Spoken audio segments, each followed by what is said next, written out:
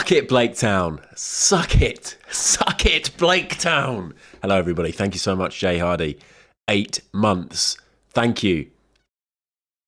Thank you for the resub. I appreciate it. Very kind of you. Blaketown, please stay. Please hang out. Please hang out with me and the rest of chat. Welcome, welcome, welcome. If you missed it, if you've just arrived, if you're just in the process of arriving, you missed some drama in the pre-chat, in the starting soon screen.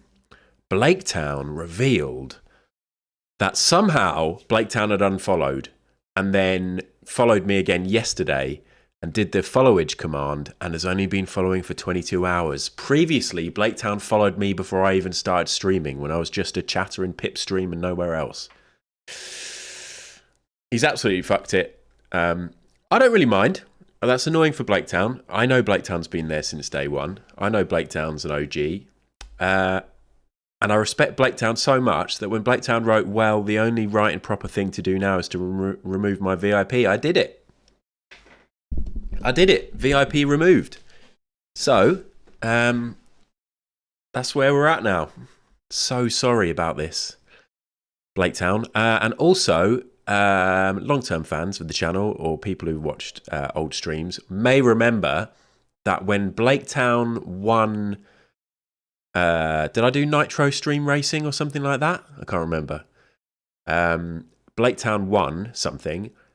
And because Blaketown was already a VIP, I said you can remove any current VIP. He removed Scroobius Pip Yo's diamond. Pip has been diamondless for about 2 months, maybe 3 months.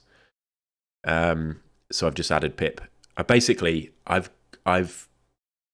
grabbed Blaketown's diamond from his clutching hands. You know what I mean? From his grasp. The diamond's still warm, and I've fucking shoved it right up Scroobius Pip. So he's a VIP now. Hello, everybody. Welcome in. Thank you very much thank you for and to Frolicles for being in the chat really early, 36 minutes early, in fact. Hello, Blaketown. I don't need to say hello to you, do I? No, I will continue to say hello to you. I think that's fine, because I do say hello to non-VIPs. Hello, Mary Biscuits. Hello. Fluffy, hello, SCF. Nice to see you too. Coming in together, kind of, at the same time. Like you just bashed through a saloon door each together, walked in slow motion with the spotlight behind you in cat suits, in some sort of sexy western. Do you mind if I say these things about you? Hello, Woodfolk Music. Hello, Bud Daddy. Booch Daddy. I hope you are good as well. Hello, Tank. Hello, Captain Barmy. The yellow wall behind you, does it have handles? Is it a cupboard, shutters, a door, a vortex to another dimension, the key to all England's power, Rishi Sunak's control box? It's a cupboard. It's got a freezer in it.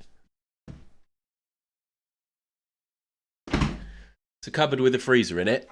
And then on this side, it's a cupboard with some storage stuff in it, including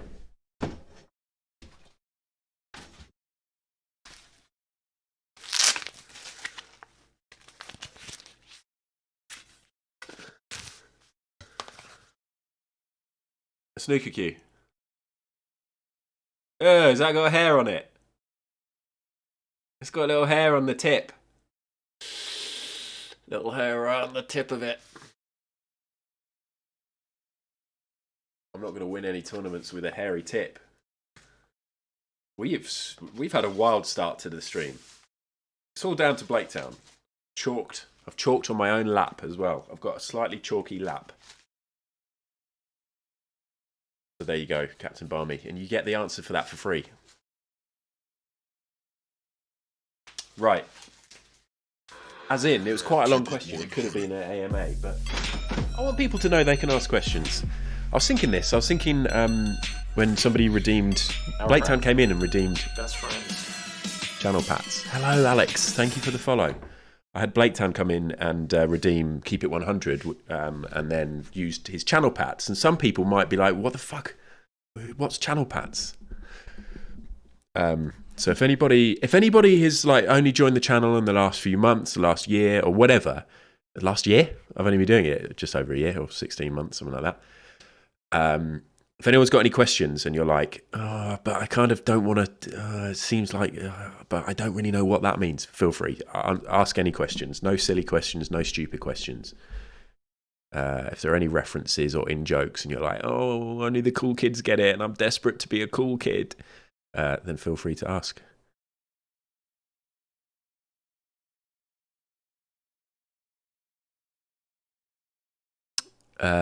I see people have replied and said it was a freezer. What's in the freezer, Maribiscuit? Sorry, I'm behind on chat because of Blaketown. It's Blaketown's fault.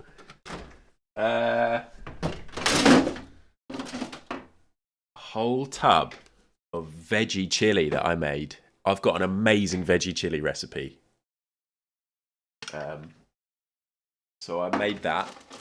I've made myself 3 portions of lunch and a family portion, and we ate it as a family the other day. Back in the day, I used to put fun stuff in the freezer, not just food. SCF and Fluffy, good. I'm pleased you agree. That's how you entered. Pube gay all over again. Here we go. Pooch, thank you. Welcome to the AMA. Should I try to drop the daddy from my Twitch name, 1030JH style? Just be called Booch? Yeah, if you can, I reckon that would be cool. I like Booch Daddy. I think it's fine. As in, what I mean is, I think it's better than fine. I like it better than fine. But if you're worried about having daddy, I think it's fine to have daddy.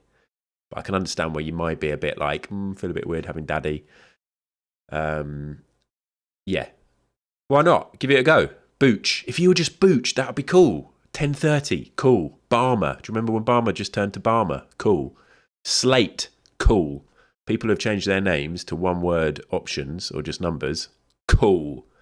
Add _add _add. Not remotely cool. Shit. We did the raid yesterday, and the person I raided and their mod were a bit worried. The mod that said they were worried because of my name, that it might be some weird bot. So there. Yeah, do it. Hello, Alex, once again. Was the freezer bought to fit the cupboard or the cupboard shelf positioned after the freezer purchase? Yeah, the freezer was in here. So this was a garage. So it was like, Booch's setup. If you watch Booch Daddy, a.k.a. Booch, on Twitch, let's give a shout out for Booch because Booch is doing a big D&D stream tomorrow. Would be much quicker to do shout outs, Booch, without having to type all this. Booch is just in a garage which is brick, and it gets very cold and it gets very hot, and that used to be what this room was, and we used to have this freezer outside as like an overflow for the little freezer we've got under our fridge. And we used to, like, when you bulk buy food or do a load of batch cooking, we'd keep stuff out here. I wanted to turn this into an office and a gym, and my wife was like, go for it. The only thing is we need to keep that freezer. So when I first started working in this room, before I'd actually had that cupboard made, I literally just had a freezer behind me. When I was doing videos, Zoom calls, podcast recordings, I had a freezer behind me. And then one of my mate's dads came and made this. I painted it yellow, bought the door handles, bought the soundproofing foam so we have great quality sound. And here we are. Here we are.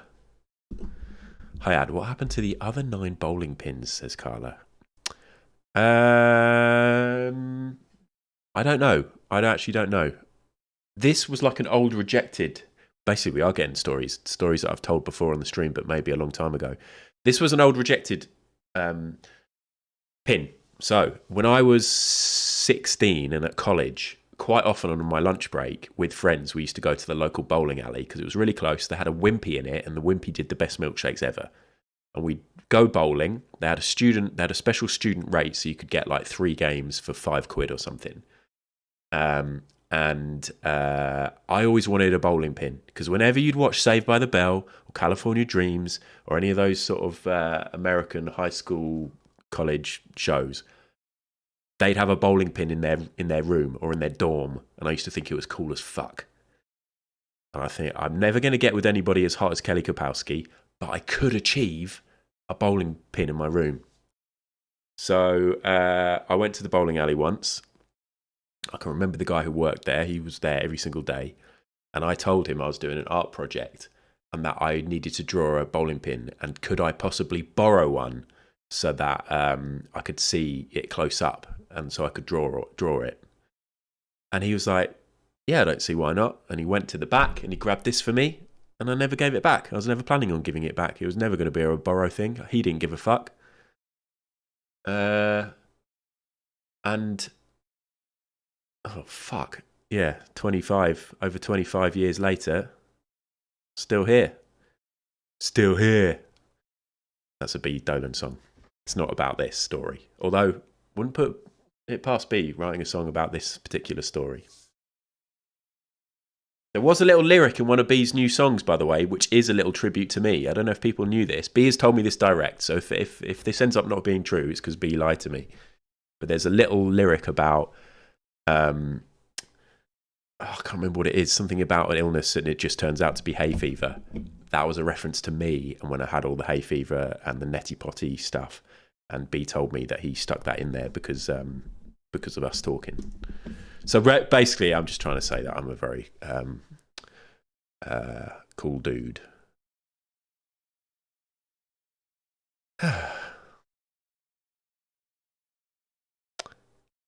Hello, Lucy. How are you? Carla, on the flip side, my advice about Booch Daddy changing the name to Booch says, no, that's a pain in the backside to change with admin teams, as you were, nothing to see here. Are you saving work for the admin teams, Carla? What if it's what Booch wants? Just Booch would be really cool. Maybe I'll be just ad. Is that who's right? Let's find out who Twitch ad is. Is there such a thing as just twitch.ad? Oh, that's my own stream. It's just twitch.ad. Is it auto-filled?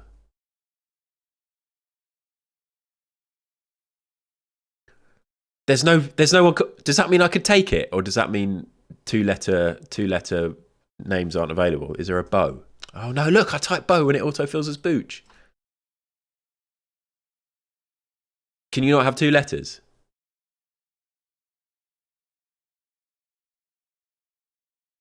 I realise I'm not actually up to date with the chat. Hello, Sparkle Muffin.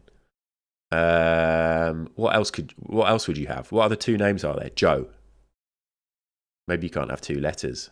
There's no ad.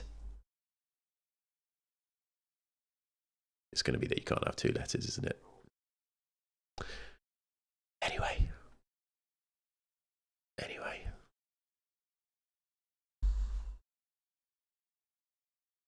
You were streaming in coats, woolly hats, and heated blankets last year. Booch, fucking hell. I remember sitting out here when this was a garage. I had a desk out here, and I brought my laptop out here sometimes for reasons, and I'd get fucking freezing.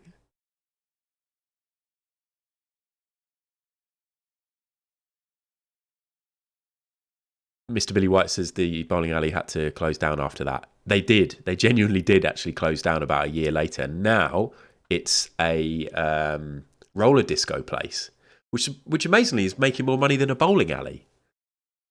And my daughter's having her eighth birthday at the roller disco in a couple of weeks. And I designed the invites. Which is weird because when we go there, it's proper roller skates, as in the four wheels, 2 and 2. Whereas I was an inline skater. I didn't ever call myself that. I was a blader, and I used to have my Bauer FX3s with my big socks rolled down over the top, and I used to do a bit of roller hockey in the rough streets of West Sussex. Horrible David, hello. We should change our name monthly. See, David gets away with it.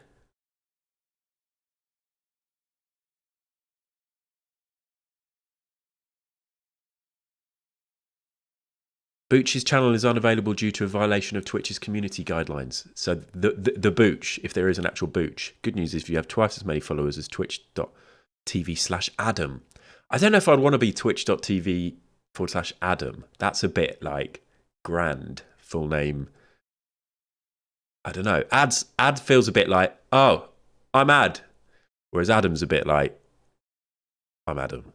I'm fucking Adam. I'm fucking Adam. Bit formal, yeah. Adad is a solid username. It's not really. Okay. I kind of regret it. I wish I'd come up with something cool, something different. Maybe something that wasn't my name. I quite like the people who we don't know who their names are. I mean, I lose no sleep over it, so it's absolutely fine. Thank you, Barmy. Hello, Kader.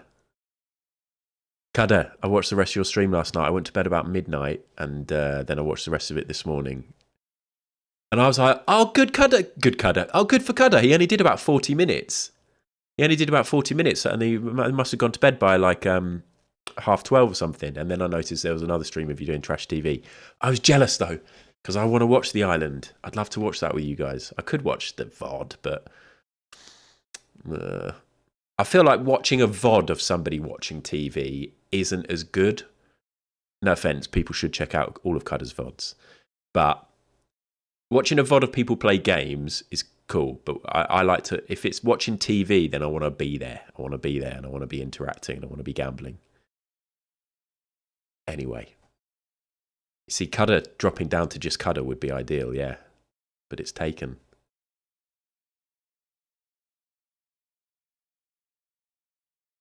I'm not dropping the ad, but if I could, I probably would. It would be cool. That's like on Twitch when you'd get people on Twitter, and you'd get like Mark, twitter.com/Mark, and I'd be like, fuck, you are head Mark. You are the Mark. Hot Apple Boy. Is Hot Apple Boy free? Should we try that? Hot Apple Boy.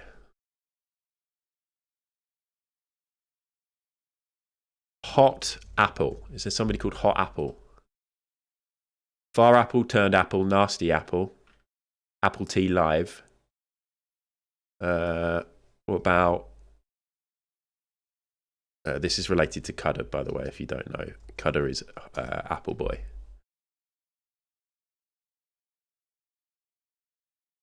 Well, Far Apple has 6.7 thousand followers.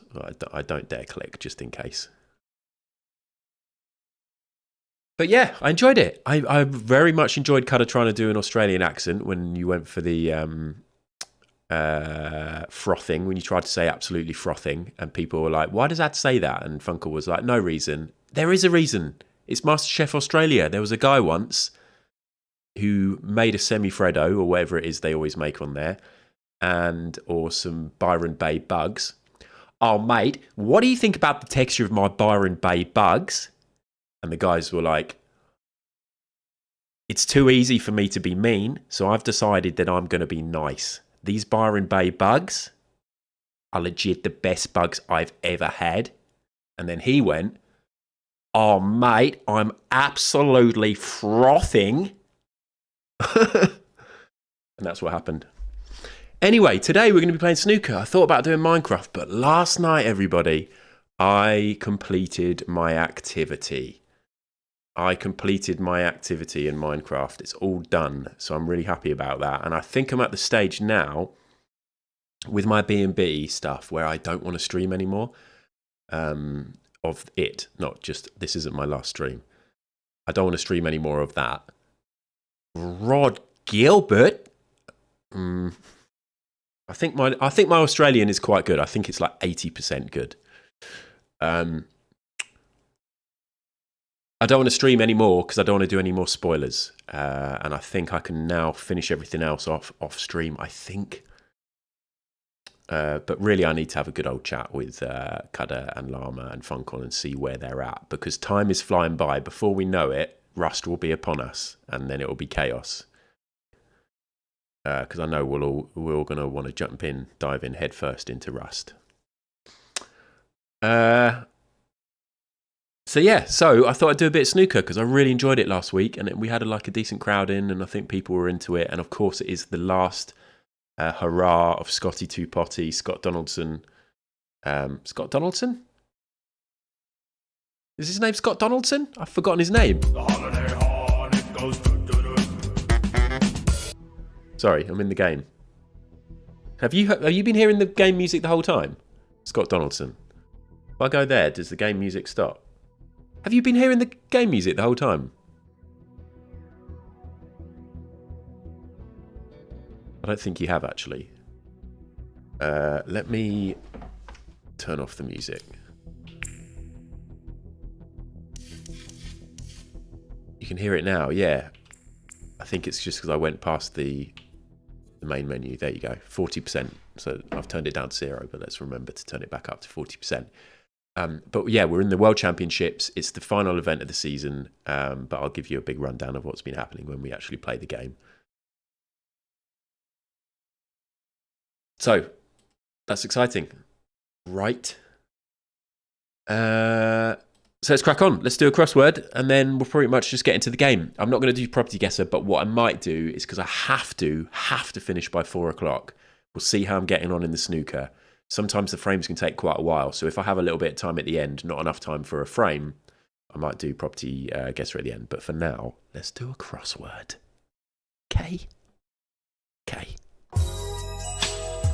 And we play, and we play, and we play, and we play, and we play. Every day, every day, every day, every day. We're gonna do the crossword, crossword. We're gonna do the crossword, crossword. We're gonna do the crossword, crossword. We're gonna do the crossword, crossword. Win or lose.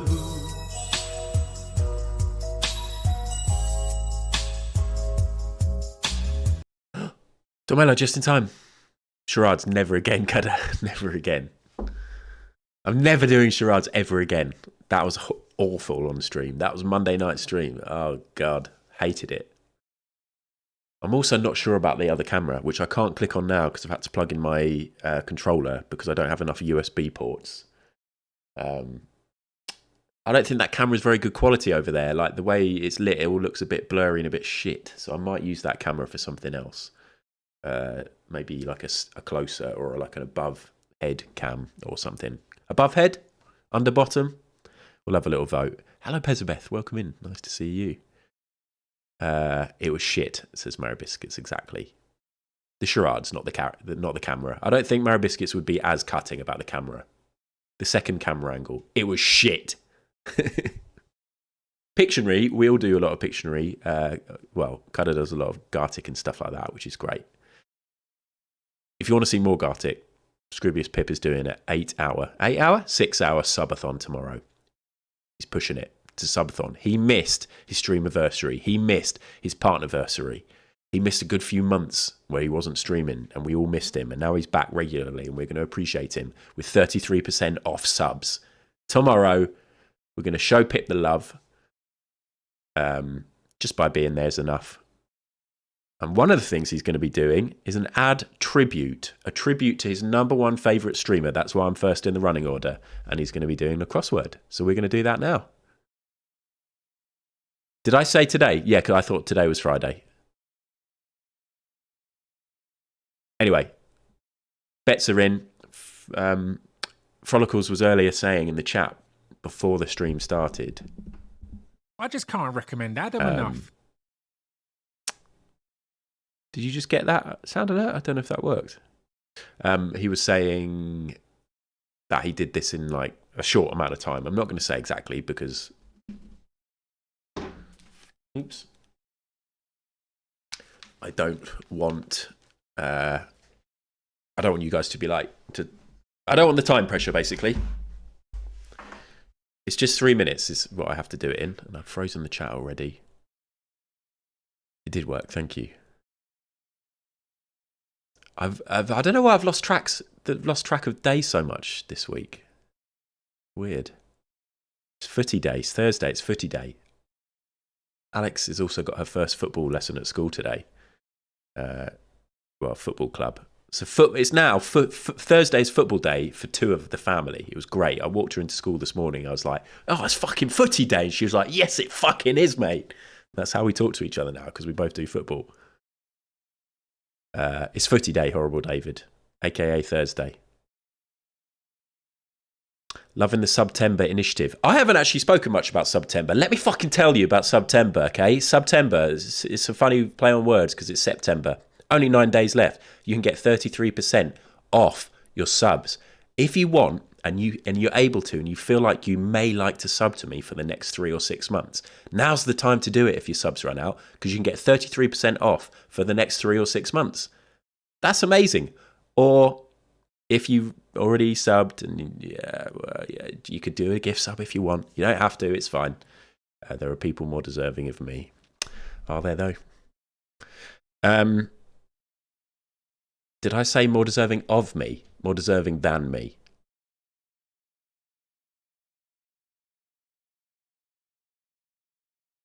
Speaking of which, Mary Biscuits, I need to pay for your sub. So you need to tell me when it runs out. And also, Cudder, you need to pay for Llama's sub.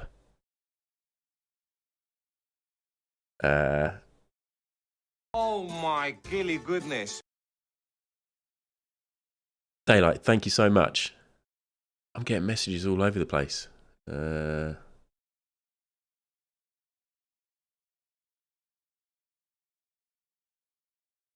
Okay. I'm getting messages in my football group. Are we getting Fs? No. My stream manager, stream is just frozen. No, we're good. Thank you, Daylight, and a lovely person to gift to. Any gift is welcome, but that's lovely that has gone to Cherry. Thank you very much. Very kind of you. Yeah. I went through my subs yesterday or the day before to check, do I need to unsub? Because every so often, like, I'll sub to somebody who I don't really watch that often, or maybe it's their birthday, or they're doing a subathon or whatever. And it's supposed to be like just that sub, and then I forget to switch it off. And I had like 3 that I was like, oh shit, I didn't even realise I was subbed to them. And I'd stayed subbed to them for ages because I hadn't checked. So that's worth checking as well. You can check your subs in your info, or click on your profile or whatever. There's, you're all literate on the internet, better than I am. Let's do this. You did a pile the other day. I hate the way the reason jumps around on the form. Nearly clicked. I had a bad interaction multiple times. Oh, I never click a reason. Does the streamer get feedback? I don't think I've ever got... I don't know. I don't really know. I never get any kind of feedback from anything. I think there was a time when you used to be able to do... Oh my gilly goodness. Pesabeth, thank you very much for resubscribing. That's very kind of you.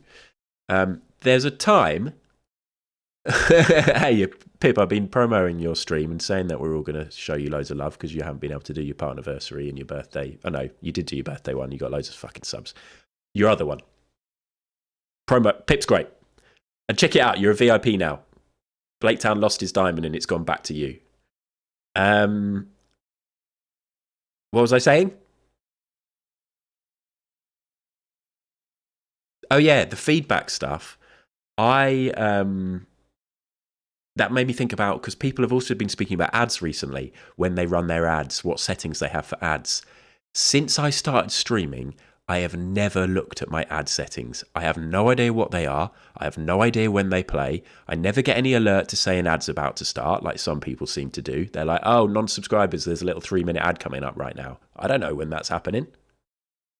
But I've also never had anybody complain or say, oh, the ads here are shit, or apart from the obvious ad joke that can be made.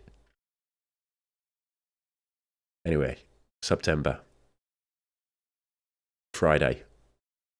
Scroobius Pip's channel. All I'm saying is, if you have limited funds, check out your subs and make sure that you're only carrying on the ones that you want to be and that you can afford. I'm basically promoting safe and responsible financial outgoings. I'm a pre-roll only boy. Okay.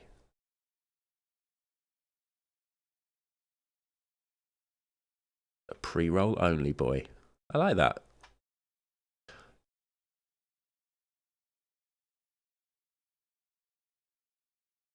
Nice.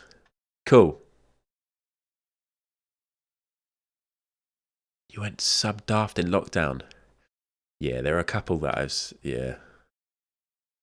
I like it. It's a great way of supporting people, isn't it? If you can do it, like chucking a few quid here and there is great. It's a bit rubbish to know that not all of it's going to the creator, but there are other ways to do that if you want, and it's still fun to get the emotes. Let's do the crossword. Don't unsubscribe from anybody. Subscribe to everybody. Can we use our Prime sub to subscribe for free? You can, Cudder. I'm not going to play that song because I've played it loads recently, but also use your Prime sub. I used my Prime sub the other day in... Oh no, terrible promo for this person because I now can't remember what their fucking name is. Pit raided them twice. Terrible. I want to say the name, Portessa. I got somebody else's name in my head. Portessa. I used my Prime sub in Portessa's. It was excellent. Good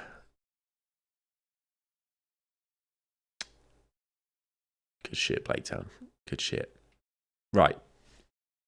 You may have missed the bet, but doesn't matter. Here's a masterclass. Pip, this is how it's going to go tomorrow for you. I'll send you the link. By the way, little reminder to Scroobius Pip. The rule is when you press play, the timer doesn't start. The timer starts once you've typed a letter in. So you can't just read all the clues and sit there and then enter them. I had some issues with that. I like to try and, if I haven't typed an answer in, I'll type in a random letter within a few seconds. It's important that Pip... does this right tomorrow because we've had a few people not get it quite right when they've attempted it on stream. Anyway, what I'm trying to say is here we go. Looney Tunes recurring company, Acme. B. Dolan lyric, knee ankle connector. Knee and ankle. Oh, calf? Something bear, don't know. Clickable image. Link? It's not going to be link, is it, for image? Might be though, we'll see. Colourful salamander, don't know. Nile reptile. Hold on. Knee and ankle. Knee and ankle. Calf. Or is it going to be a bone? The bone. What's the bone? Shin. Is it going to be the shin? The other side of it? The shin. Nile reptile. Don't know. Bicycle part. Chain. Dung, dung, dung, dung, dung, dung, dung. Chop finely. Mince. Furnish with a fund. What? Tiny toiler. Don't know what that is either. 6 across. Something bare. Don't know. Clickable image. Icon. It's an icon, right? Colourful salamander. Oh, don't know. 4 down. Furnish with a fund. I've done really well, but now I'm stuck. I don't know what these ones mean. Furnish with a fund. And is that like an announce and fuck. 1 down. Nile reptile. I can't think of any reptiles that begin with an A and an S. Ash. What 3-letter words are there that can... Asp? Asp? Is an asp a reptile? Ash. Azar. Asp. Asgug. Ass. It's not a reptile, is it? Some asses can be quite leathery.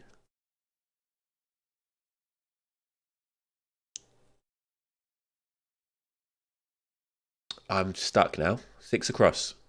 Something bear. If bear was the first word, then I'd be able to think of lots of things. Something bear. Honey bear.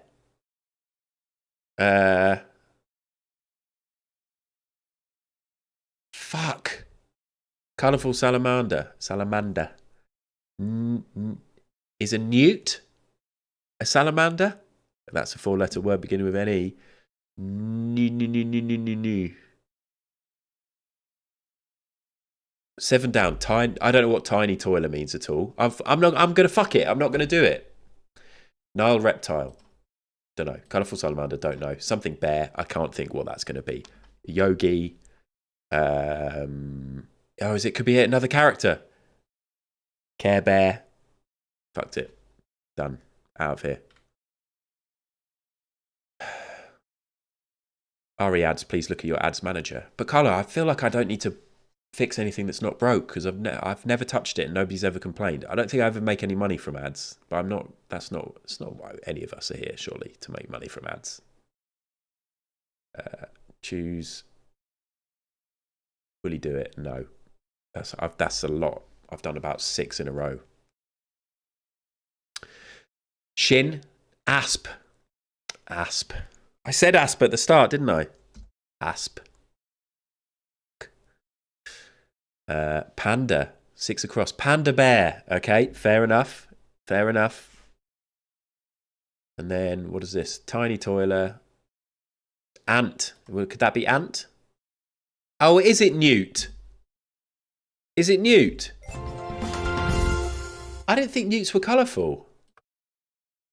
I just thought they were like grey. Oh, that's pretty colourful. Is this one doing a backflip? Oh, that's the top of its head. I mean, I don't know if colourful. They're either brown or they're orange. Brown or orange. When you're saying a colourful reptile, I'm thinking of something that's multicoloured. Anyway, newt I got, but didn't. Panda. Okay, fine. Endow. Yeah. I should have known all of these. Well, asp I probably wouldn't have got to.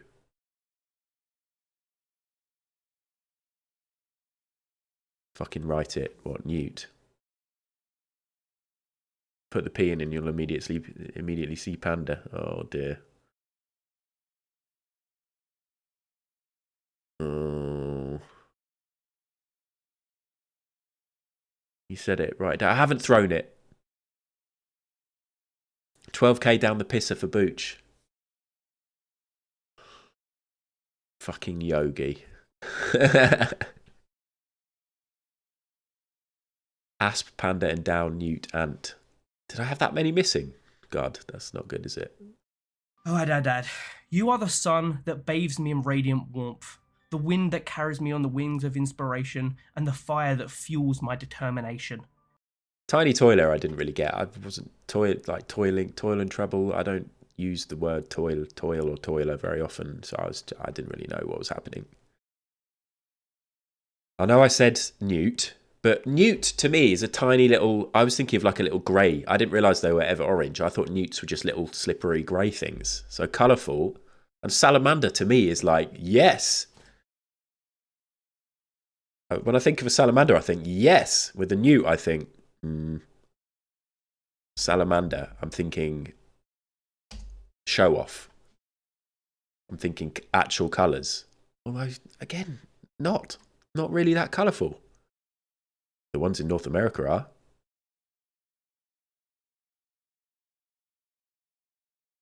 Kinda. But let's look at what's the actual clue? What did they say? Colourful. Okay. Well, I just was thinking of like lizards, which I know. This is colourful. This is what I was thinking of when I thought of colourful stuff. Look at that. Is this real? They've definitely.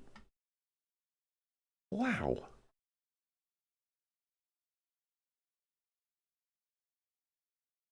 Incredible. Look at those forearms.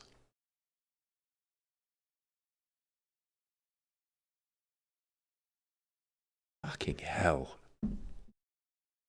What a world we live in. We're so lucky. Cool. Cool.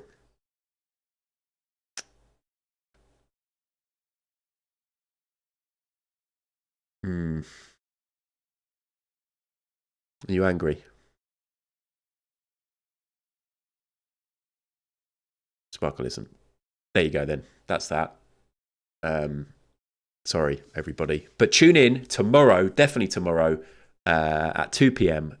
As I said yesterday, I'm very happy because I have to leave at 3 p.m. tomorrow. So I'm going to get to watch the ad hour, the ad tribute, the tribute to Pip's favourite streamer. And we're going to get to watch ad No, Pip, do the crossword tomorrow, as well as Property Guesser, which I'm going to get to later on the stream if I can. If I've got time after I do some frames of snooker, because it's time. It could be the final time, but it is time for Scotty Two Potty. Turn it up!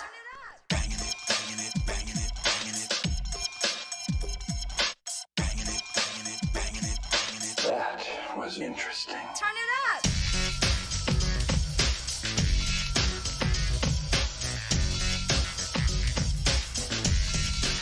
Turn it up!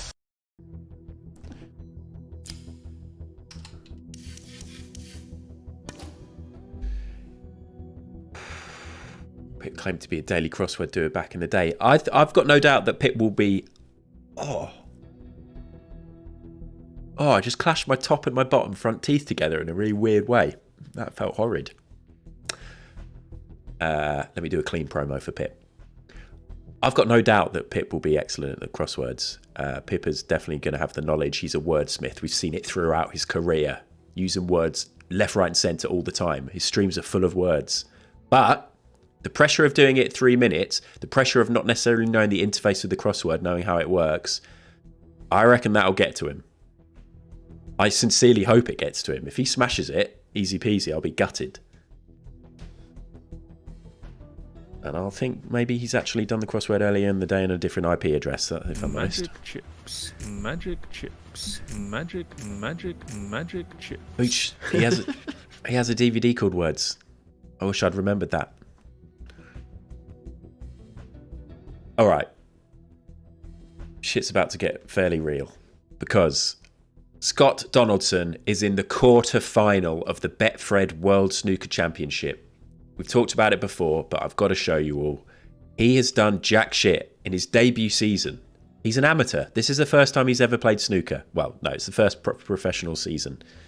He's failed in lots of events. He didn't qualify for lots of events.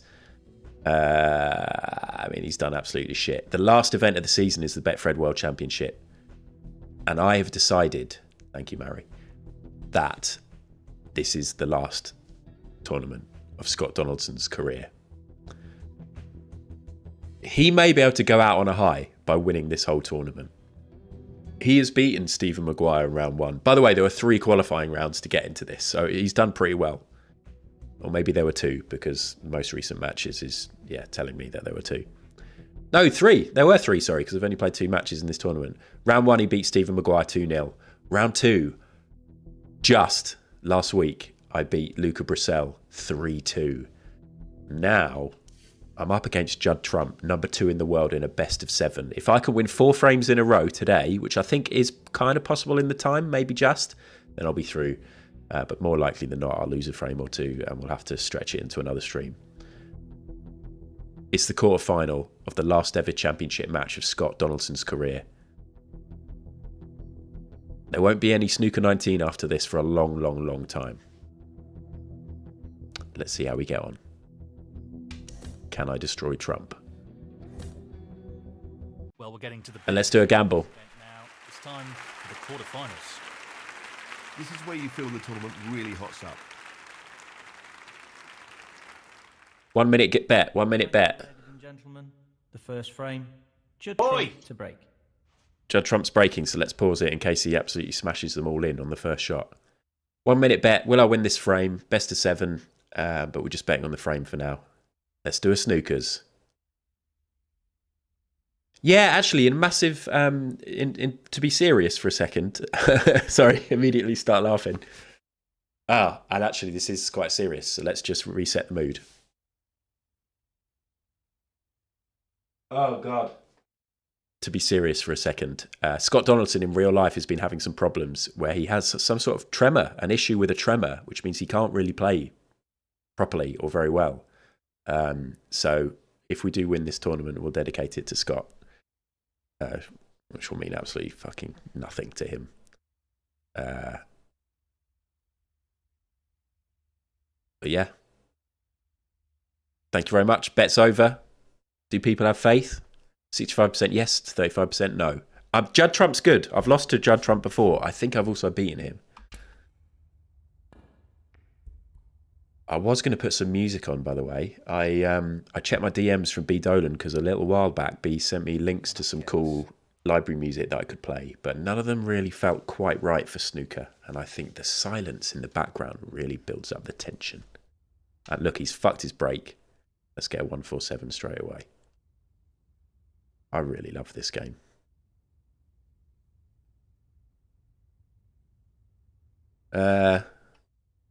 Right. How high up the table will I come if I hit it that hard? Well, he's taking it on to the left corner. Will it be enough to get onto the black? That is a quality opening red. Happy with that. Oh, a bit hard, maybe. Now I should be able to smash into these. Maybe not. Maybe I fucked it. You've been listening to lots of library music since B stream. It does seem the way forward for streamers, rather than getting all of the generic shit you get on Spotify or YouTube in terms of copyright-free stuff. I've never really had music on my stream, and then whenever I do have it, it sort of distracts me, and then I'm like, oh, is this good? I've tried it a couple of times. But then I do enjoy it. Like, I like it on Cudders and Bees. And they've got music on in the background. Hello, Humble. Here we go. No, nestled. 8. Works good with Minecraft. It really did the other day. That was great when you were doing like little promos.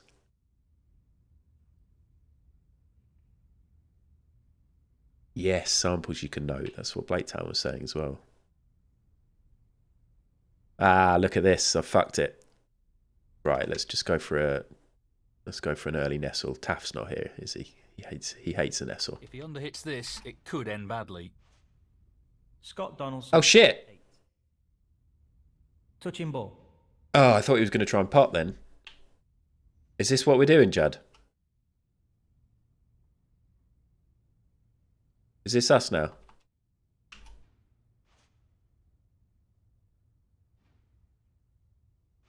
Strap in, everyone. 40 minutes of this.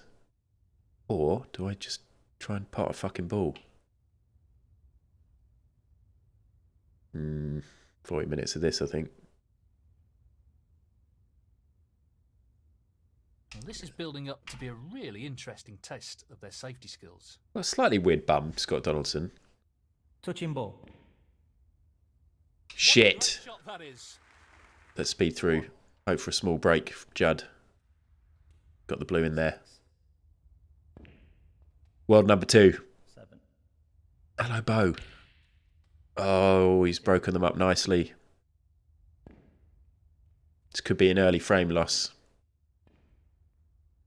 I think he heard me say that. Judd Trump, 15. All right. I should win the frame now.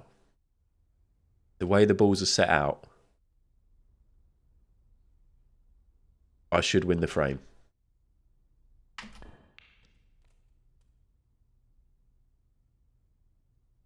The lovely spread. 1. Sheep, every time I see your name in chat now, I feel guilty that I haven't put you in the best mates video yet. I really need to. As I said, I'm getting behind on my admin with all the Minecraft stuff.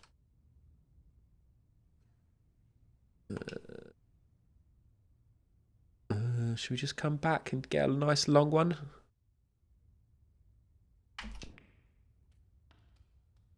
Best mates. Yeah, you've paid your points to become a best friend.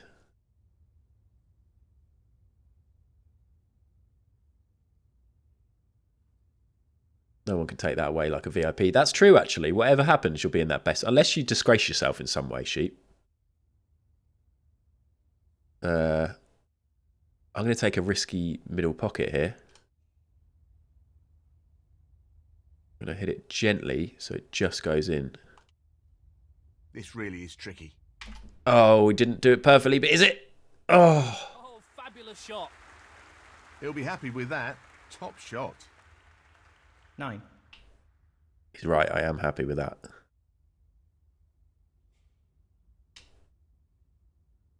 Dispatch of this frame. Get the first frame under your belt. Because if I can, this is classic me. I've done a few good shots and now I'm confident about winning 4-0. If I can win this frame in this one stream, then next week we can come back and do a semi-final. Although that will probably be best of 9, won't it? 14. How long does it take to add someone? Serious question, because they move and I find it impressive. Oh, I wonder what you were talking about there. I thought you were talking about snooker. In Best Mates video, not that long. Not that long at all, really. It depends. Like, it's fairly easy nowadays with the AI integrations into Photoshop. So Photoshop Beta, but also just the Photoshop 2023. You can basically just click remove background, and it does an amazing job. When I first started as a graphic designer, I used to have to spend ages actually cutting people out, and nowadays it's really quick. It's really quick. So that part of it's dead quick. Then I open up the video. I open up the nested sequence, which is like each individual scene, and I've got different layers of people's heads. I've got the video at the bottom and different layers of people's heads. Shrink down the size of the head, put it in one spot at the start of the video, and then I do a keyframe. So I pin I do a keyframe for the scale, the rotation, and position. So it's locked to that at the start of the video, and then I move a few frames across, rotate it, make it bigger, move it up or down, and I just keep scrubbing through so that it kind of matches the position of the head behind it. If it's straightforward like that, then it's nice and easy. If it's one where like an arm goes up, then you can do some masking. But I've tried to do it a bit crudely, like the song itself, the singing on the song. I've tried to do it like a bit, a bit shit. So it's a bit rough around the edges. I could do a much better job, but it would take ages.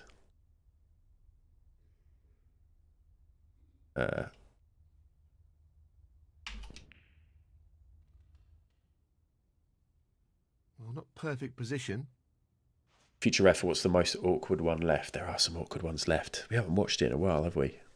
Should we have a quick look at it now? And then I'm going to find out how many spots we got left. Let's do it. I can't believe that we're all here together at the same time. You're in my chat, so we are best friends now. I think that's how it works. Are you my best friends or what? I provide stuff for you to watch, and you provide me with. I can feel the love. Is that love? I think it's love. Is it hate? I don't care, 'cause you're my best mates. You are my best mates now. Please never leave me. Don't go away. You cannot go away. We're bestest friends. I can't believe we're best friends. Bestest of the friends in the world. Oh no, we've basically got 4 like backs of the head on that last frame, on that last scene, and then there's 3 other spots. There's only 3 other spots, but as you saw with the new Pip, I can just shove people in anywhere. That's because I accidentally deleted Pip and then had to put Pip somewhere else, but I can put people anywhere. But there's only like 3 heads left, and I've already got 1, 2, 3, 4, 5 people to go in. So,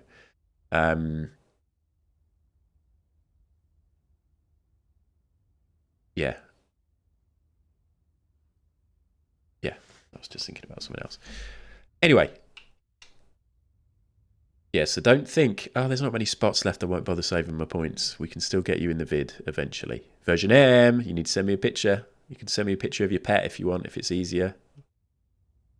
Right, focus. I'm talking about winning 4 frames in one stream, and I'm showing videos. Oh yeah, I'm supposed to be putting Booch's head in as well, aren't I? Fuck, so there's 6 to go in. Because you paid for Booch.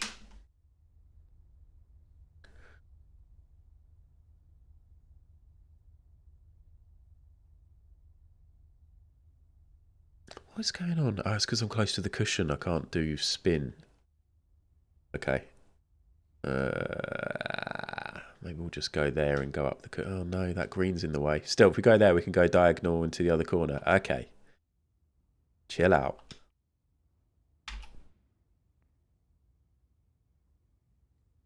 Humble, your gambling must be terrible. You have been here since day one. You're only on 15k pats. I've said this before. The only channel I've never, ever gambled on is Pips. Because I'm just growing my points organically. And I like it. It's like a little reference of how long I've been watching. Because it was my first ever channel. I can't remember how many points I've got. But I've never won any. And I've never spent any.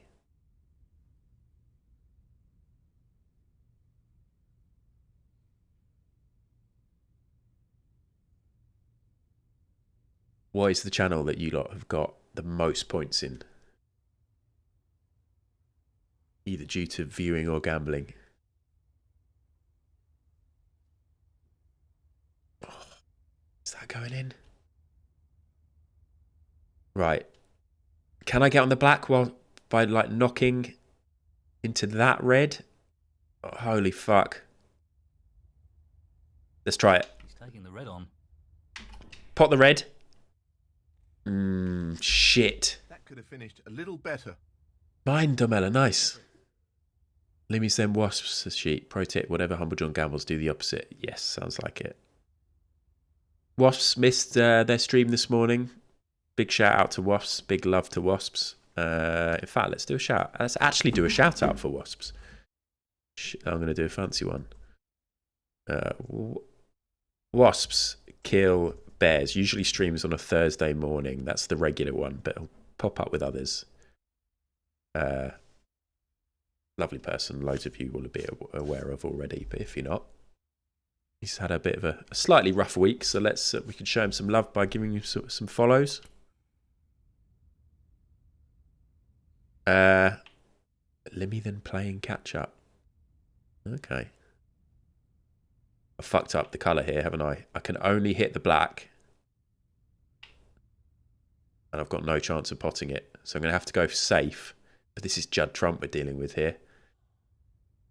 I might just have to put the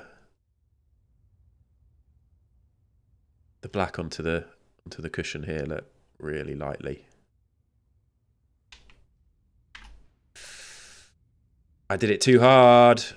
Oh, we'll be able to 23. pot. He really doesn't want to underhit this. Oh, he hasn't gone for the long pot because he's not Scotty too potty.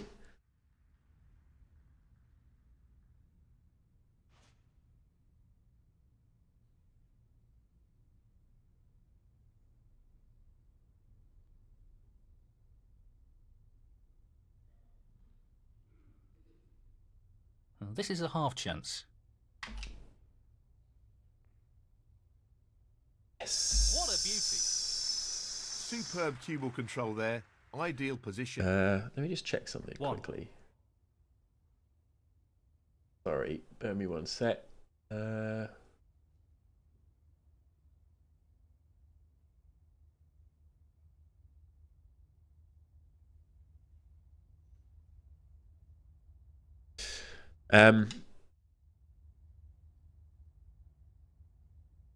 Watching that Best Mates video, do you know? It's made me realise that I haven't seen Tallulah Fluff for a while in any of the chats either. I don't think. I hope everything's all right with Tallulah.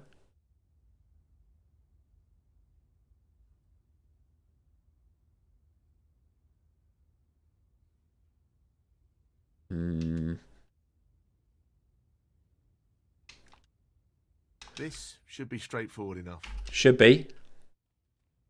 Is. Not great positioning Very though. nicely done. Okay. 8. The commentator says it's nice and I'll take it. It's not that nice though, because none of these are easy now. Oh no. Are there any other spare reds? Nope.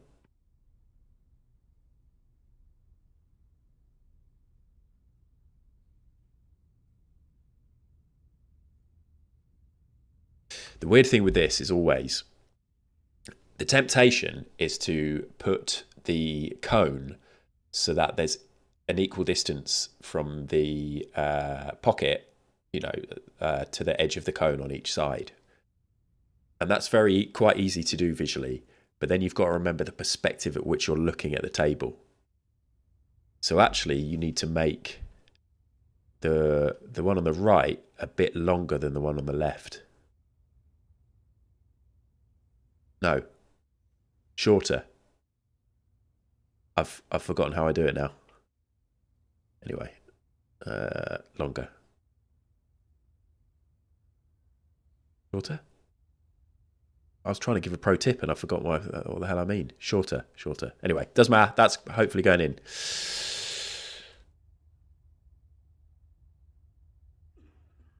Shit! Oh my god. Thought I'd missed it.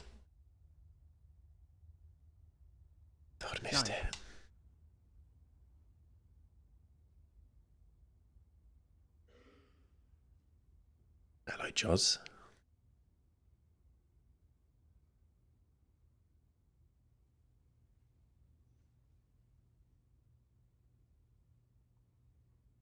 Don't know where this white's going to go.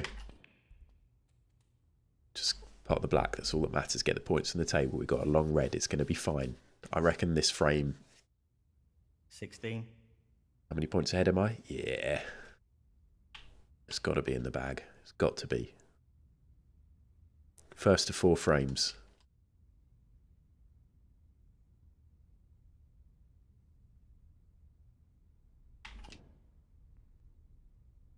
Nice to be played. If you think about some of the arenas and locations that we've played, sports halls, some of them, some of these qualifiers, and now I'm here at the Crucible.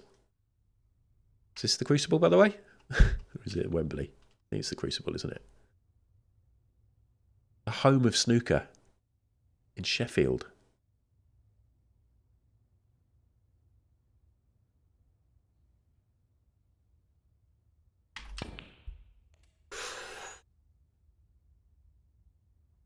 Oof. 24.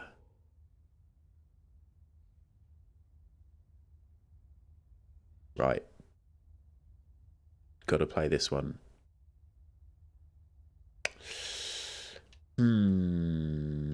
Do I actually just go like this and then hopefully I'll end up on the pink or the black? Yes. Sink this into the right corner.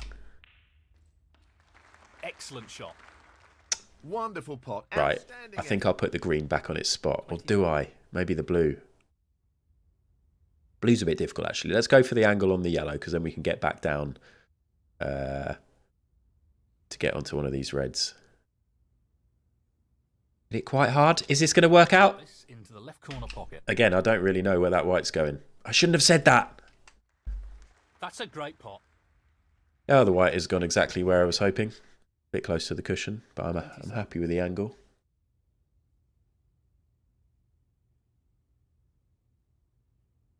This red required. This to win the frame. Is that what you're saying? In it goes. And that shuts the door on his opponent in this frame. Although Judd can pull out a few snookers, I bet. So we're not taking anything for granted today. Get the black, though, and it's secure. Liquid tennis. 35. Playing for the Right. middle pocket. I'm going to play every shot at 50% with no spin now. Speed. 36. Speed run. I'm not even going to change views. I'm just going to take the shot. He's attempting to sink this into the On left corner instinct. Oh. Instinct lets me down. But he should retire. Not retire. Just Scott Donaldson. concede. If I made Judd Trump completely retire from snooker, that would be pretty impressive. That is the frame.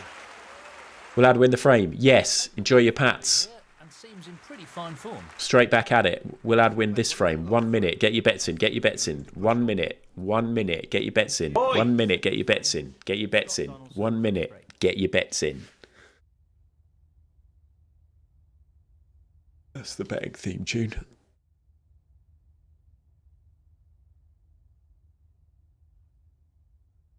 %100% on yes. 100% on yes. Somebody's got to back no. We've got 7 people backing yes. There we go. A couple have come in with small bets on no. They know it's unlikely, but they also love the Pats. This game is so stressful. 1 minute bet. That's what we do. 1 minute bet. Just so we can crack on. We've got 20 seconds though. Hello, Minotaur, by the way. I saw you come in. Didn't say hello. How rude.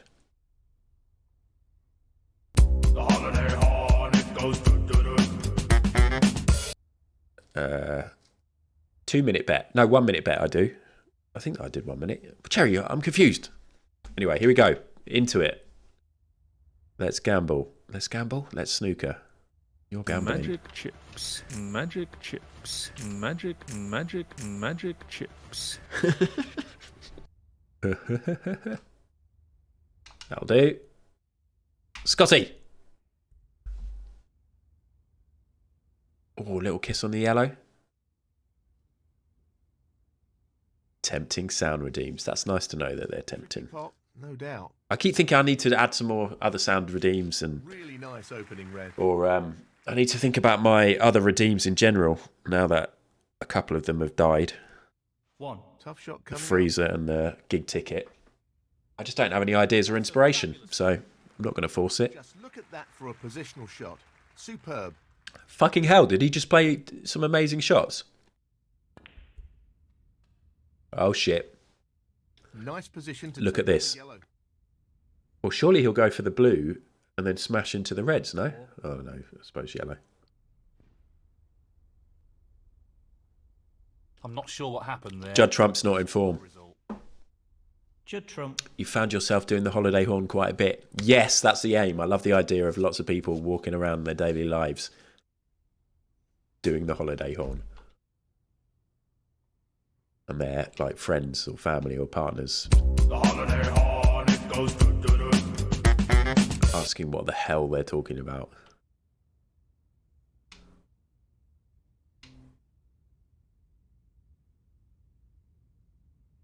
Thank you, Mary.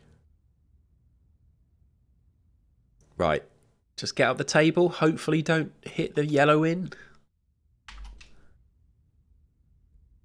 What a delightful kiss. Hello, Beth. Gonna lurk and listen while out on a dog walk. Nice. This is probably the ideal game for a lurk and listen. So he's looking to play safe again. This is fascinating. If I say so myself, because you can just picture a snooker table. You can just picture a snooker table. It's not like when you're lurking on another game and you're busy and then they're like, oh my God, look at this new level. It's and then you want to watch. It's just a fucking snooker table the whole time.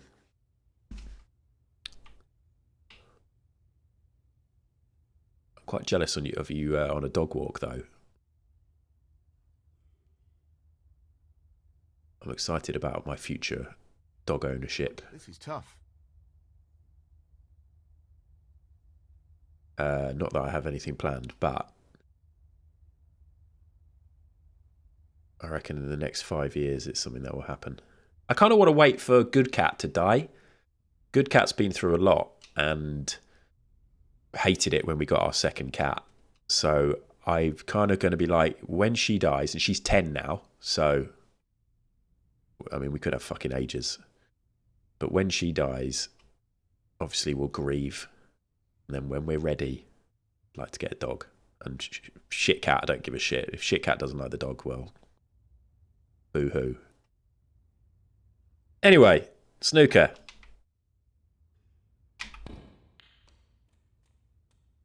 $10. How old are cats? Your last cat was 20?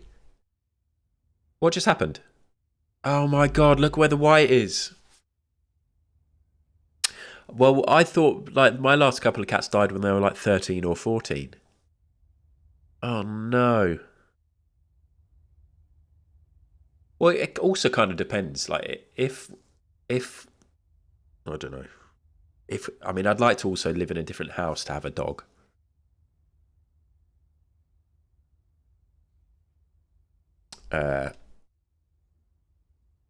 So I think it will be like, we've been thinking about moving house. I think it will be, we've lived here for 8 years. If and when we move house, that's when we'd probably get a dog. I don't know. and then good cat will have moved quite a lot. When I was little, one of our cats, we moved house and they were like, nah. I've moved too many times. You go ahead. It's been a good run. And they just stayed on the road that we lived. Moved and then went back because we didn't move very far away, just went back. And we'd go right back there and see them. Maybe they'd moved in with a new family. They're just like, nah. I'm not moving with you anymore. I'm too old for this. Fuck! Right, we've got to go for pink, I think. And we've got to do it like this. What? Pink? Yeah. We've got to do it like that. We can get the angle on the pink here, can't we? So, that's straight. So I think I want to hit it there. And I'm going to hit the pink.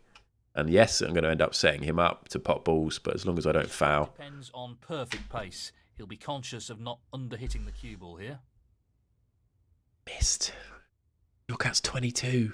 13-14 is average. That's what I'm hoping, Mary. I hope that good cat has an average length life. Not the best shot, although it was a very testing position. Also, we were convinced that good cat had died about a year and a half ago. 1.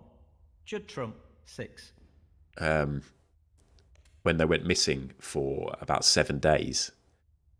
And I'd come to the conclusion that they were dead. And it was very sad. Well, that's a top quality shot with the rest. Anyway, then it turned out that she was in my neighbour's shed. My neighbour's metal shed during a heat wave. And I don't mean loads of fucking Iron Maiden posters. I mean it was made out of metal, so it was fucking hot in there. And we asked him to check his shed, and he said that he had. And then he opened the door one day, and the fucking cat ran out. So thin, I had to spend a fortune in the vet. The cat getting fluids and stuff.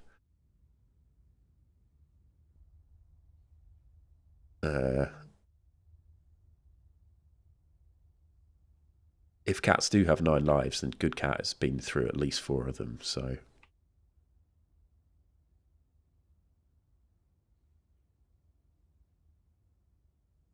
What do 22-year-old cats do, B? Like, what does your cat do anything now? Is it just literally just sleeping all day?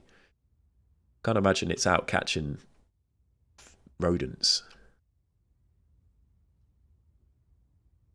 I suppose cats sleep all day anyway. It's not much difference. Right, this is a gamble. Fuck. Missed pot. Box turtles never die. A good way to shoulder your kid with a lifetime of work. If you're short on generational trauma. Okay. Humble, I had a cat that went missing for about 2 months, thought they were dead, and they just turned up and never went missing again. Wow. That must have been amazing when they came back. This might sound crazy, but some people don't want to hear about animal death. And it could cost him. I can see that, Khan, but I imagine there's, like, we talk about all sorts on here, so hopefully people can sit out a bit. But if anybody's upset, then I'd like to apologise. Maybe I'll try and give a trigger warning when we're talking about stuff like this. But generally, the discourse seems to be fine. Right. Trumpy, I didn't even see how you did.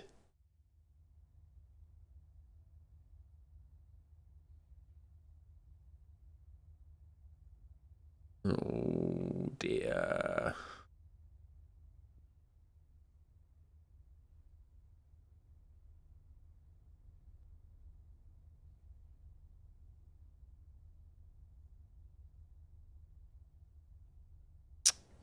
Shit. I mean, the chance of me potting this one are pretty slim, aren't they? Gonna have to just play a little weird safety where I do a back. Certainly nobody could accuse him of rushing. Shut up. Bit of backspin. And we just sit on the cushion here and send that red down the table a bit.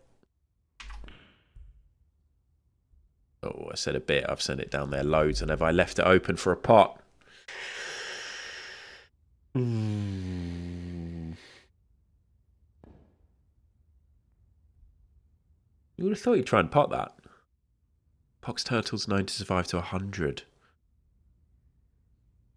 That looks very safe to me. Wow. What dog would I get? Well, do you remember on stream we filled out the... if you go onto the Purina website... Here you go. Just something quickly that you guys... look at this. I love this picture.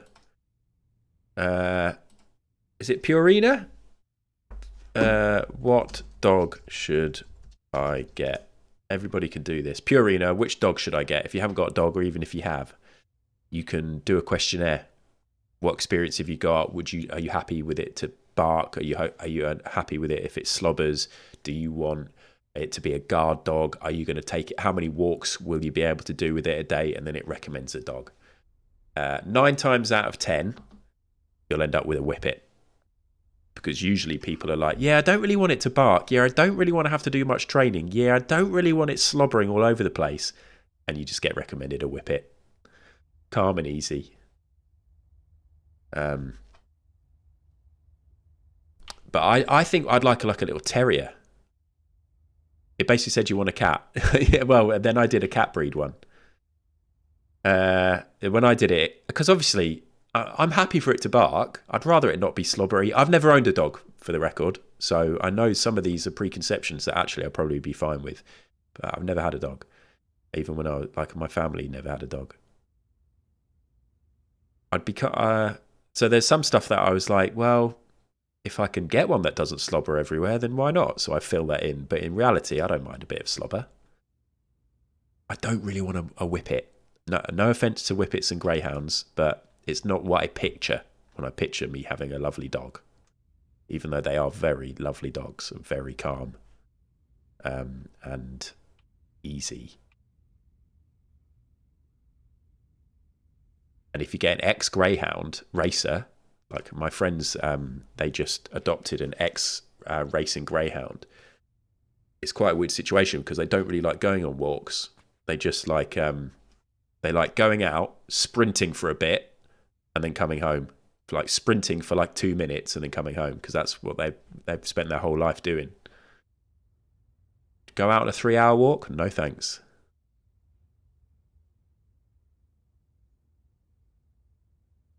Oh, fucking hell, I don't know what to do.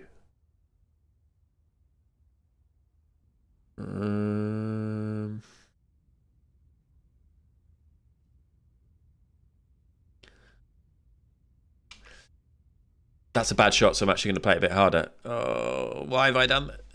Maybe it will be okay. Oh my god, I nearly potted the black. I really love the look of Russell Terriers, which are rare over here. Or Border Terriers. I like the little terriers. What are the ones? There's ones that look like they have really coarse fur. One.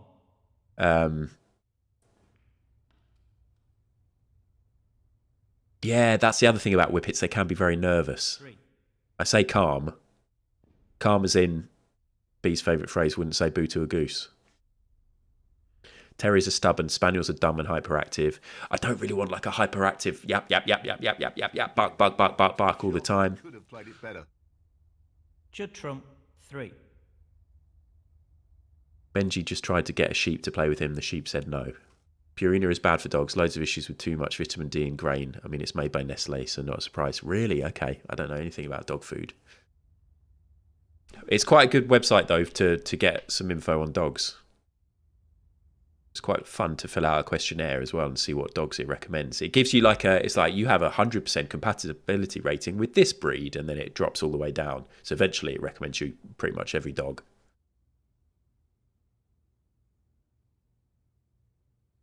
Right, can I pot this?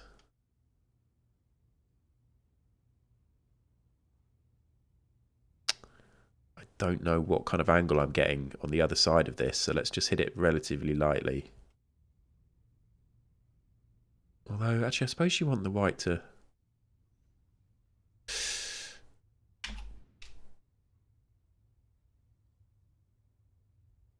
Oh, well, at least it... Oh, that's... Well, he's aiming to get the cue ball safe here. What's he done that for? A weird shot. Can confirm that whippets are the most chill dogs. An hour's walk every day to let them get the nonsense out of their system, and they'll veg out for the rest of the day. Thank you, Steph. That's Yeah, I think what Mary says there, actually spending time with the dogs. Like you can have opinions of dogs that you've seen out and about, or that your friends have had, but you don't really know how they've been trained, all that kind of stuff. So spending some time with some dogs, meeting and walking a dog before adoption. I imagine a lot of the time you just end up falling in love straight away. But to get the vibe, that does sound like a good idea. And the key thing is, well, like our daughter's 8, so I would love that. One of the reasons for saying we'll do it in about 5 years is so that she's at an age where she could walk the dog, and we'd be comfortable with her going out and walking the dog by herself and that kind of stuff. So I don't think we'd let her do that as an 8-year-old just yet. Fuck, he's actually played a good safety here. Is he the second best player in the world? Right. Fuck it, shot coming up. Fuck. Oh dear. If you do, you can call it Heg. Heggy. Well, that's not worked out quite as you intended it to. Just wants to sink this into the left corner. The other problem we have is that currently our daughter doesn't really like dogs, but that's because she has spent most of her life and on a bit of a roll at the moment. Smaller than dogs. And so when we'd go out on like walks, especially over lockdown and stuff, you'd go out on walks in the woods and then dogs would come bounding up to her, but they'd be bigger than her and it would freak her out. And like I said, we've never had a dog. We don't really have any family members who've got dogs. So she just hasn't spent much time around dogs. Great cueing. They never fucking walk the dog. Don't factor that into any decision. Blake Town with the teenager experience. I suppose that makes sense. I'm thinking that a 13-year-old is going to want to walk the dog regularly. 10. But Mary did. Well, if my daughter turns out like Mary... Oh, God. No, that would be... I'm sure that would be good. I'm sure that would be good. Hedge my bets there. Taking this on. No, not this time. Chance to sneak off for a smoke. And you and the dog come back stinking of cigarettes. Judd Trump, 15.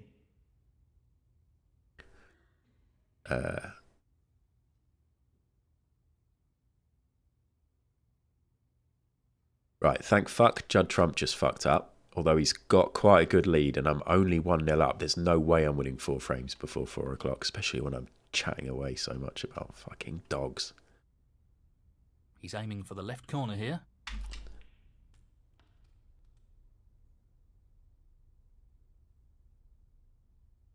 One. But there's lots to consider, and we'll definitely... I know Pip's spoken a lot about dog ownership and stuff on recent streams. We're not going to be rushing into any of this. We're going to get the right dog for us and ensure we're the right family for that dog. We'll put the time in. We'll do the training. We are not capable to do the training. We'll get help. It won't just be an accessory. Be a part of the family that will live on when our daughter flees the nest.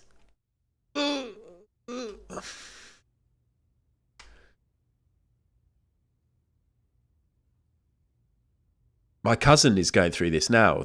My cousin's a fair bit older than me, and they've got just a daughter, and she is going away to university like this week. Sad, like crazy, like they're really emotional about it. Obviously happy and excitement, but they've had their daughter at home for 18 years and now she's going. 7. You just accidentally found out Llama's real name. I know Llama's real name. How did you find that out? I'm trying to work out how you'd find that out. I'm trying to think where I found that out. Email address? Captain Boat, your plan is to hold off until my daughter reaches that age and then And as soon as her and Mrs. Bow get synced, I'm walking that dog as often as I can. Nice.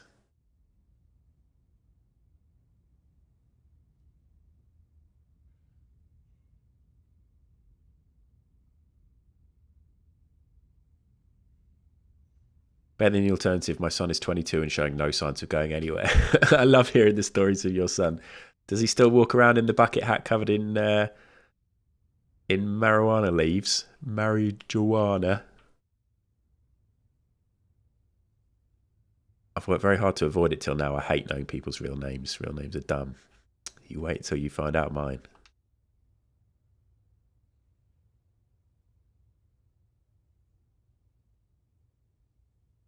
You wait until you get the big reveal that Mary's real name is actually Joanna Biscuits.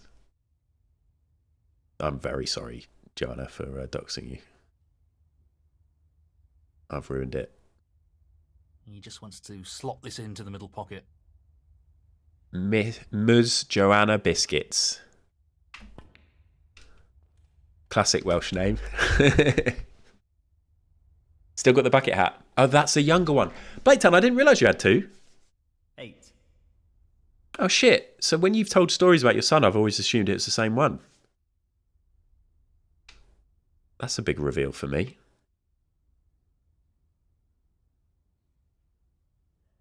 Right, the black and the red there are in an absolute state.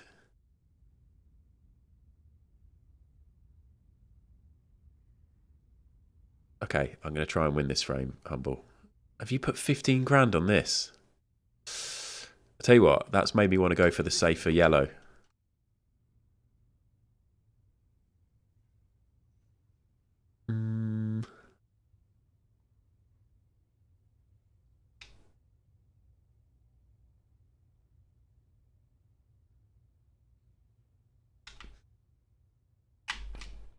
Shit. Sorry, John. Oh no, you're Chris and No, and you're from the esteemed.jpg family lineage. So you just went for straight up full name?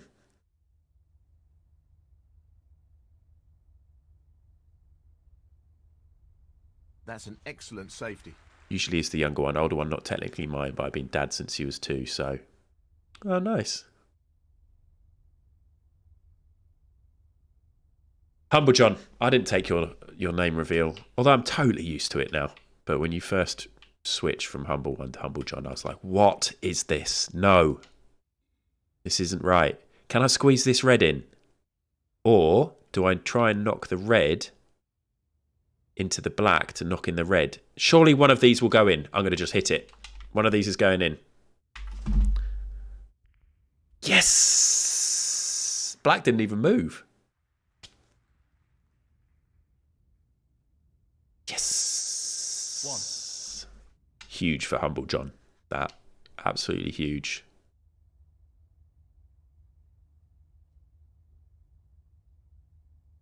Right, I reckon hit.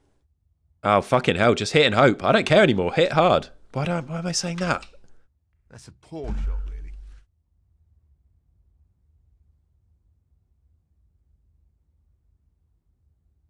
How did I miss that? Nothing's easy, John. Although, look at... How did I miss that?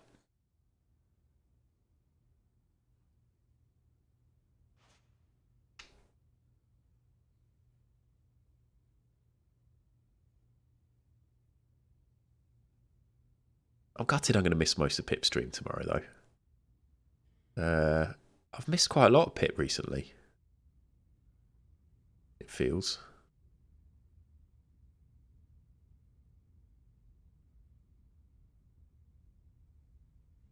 Half a chance here. And usually I'd be like, oh, I'll watch it later, but Well, I want to watch Booch. outstanding. Superb pot.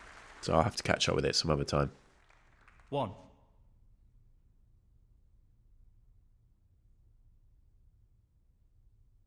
Come on. Long blue. Long blue going in. Get it in. Come on. Get onto one of these reds. Pot it. Pot's on, and he's going for it. Pot it. Potted it. That's a wonderful, wonderful pot. Potted it. 6. Beth, if you're listening on the dog walk, I've just potted a ball, okay?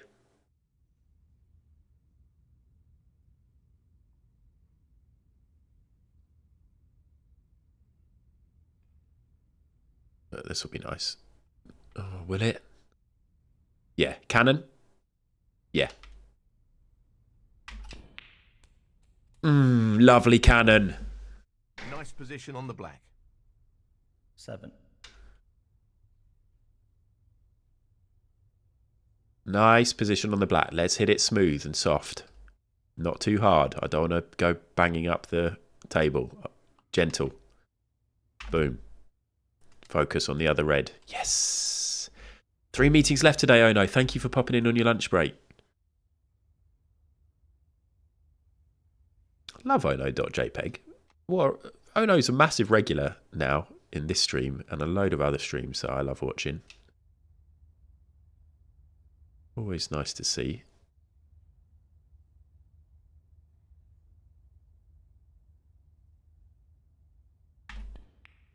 Yes, Humble John, it's looking good.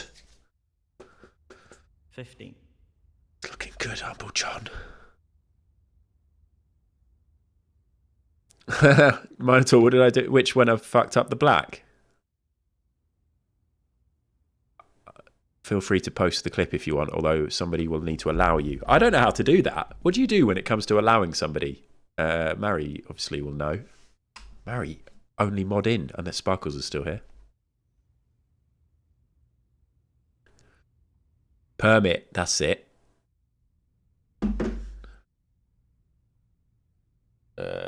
Permit. B, I tell you what, you're starting to prove yourself as quite a decent mod, actually. I thought when you were modded by Cudder, I was like, this is fantastic. Patter, what a fantastic joke. IT. It's all right, I'm just doing a permit. There you go. If you want to post that link to that clip to share. I just couldn't remember how to do that, Mary. I was going to write allow. Why am I saying that? I think I could have a lot of clips titled that. Okay, so we need to get on the yellow. So let's just go for a long one. You know I'm the king of the long ones. You pin messages, you remind raiders about the thing in a passive, cute way. It's true. Hey, I don't need. I've got quite a few mods now. I don't want to be in a position where like all of chat are mods, or not all of chat, but you know where you end up with absolutely loads of them. Got Guspo, the emergency mod. Wasps, who's becoming increasingly more of an emergency mod, but that's fine. People can come and go as they please. And then we got the OGs, Llama, Mary, and Sparkles. Cream of the crop.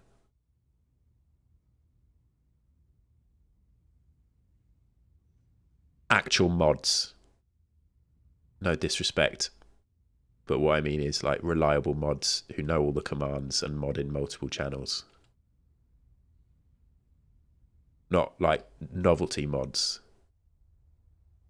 Like me and B. Dolan. Only the colours remaining.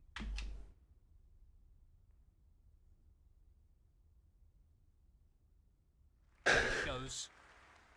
24. I'm a mod in Llama's channel, Pip's channel, and Walls's channel. Even though he made me a mod when he was really drunk, and the only modding I tend to do is in his channel is to give myself a shout out. But he's still keeping me as a mod. It is green now, isn't it? Yeah. So this pot into the right corner. Shit.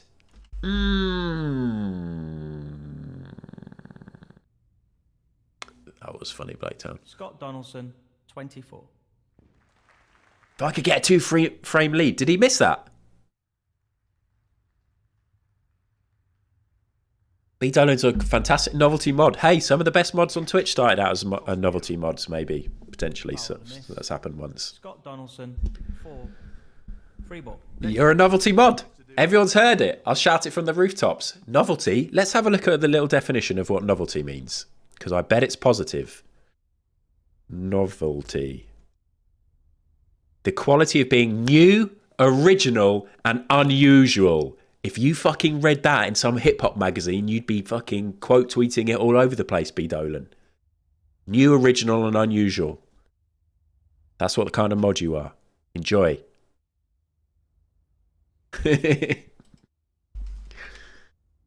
Foul and a miss. What? Did they do a foul and a miss? Play on with free ball. Play on with free ball. That means I can pot any colour. Yes. To go with the free ball. And I'm going to pot. I think I'm going to pot the blue. Blue. Novelty. No, but not. Just the other words. Unusual, maybe you wouldn't want that. Maybe you don't want unusual, but come on. Oops. New and original. Well, I suppose you don't want to be called new now. If you're in a hip-hop magazine now and they were like, new rapper B. Dolan, you'd be like, oh, for fuck. Okay, maybe I'll take this all back. Anyway, let's pot the blue. Let's pot the blue.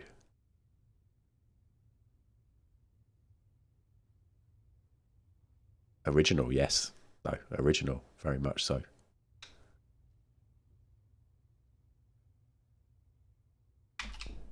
Shit, is that...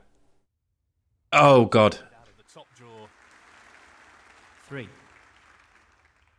Novelty rappers get paid better than me. Ask Lil Dicky. I don't know who Lil Dicky is. I like the name, though. Is that the frame one? No. No. I'm only ahead by 4 points. Great opportunity, this. Okay. 6.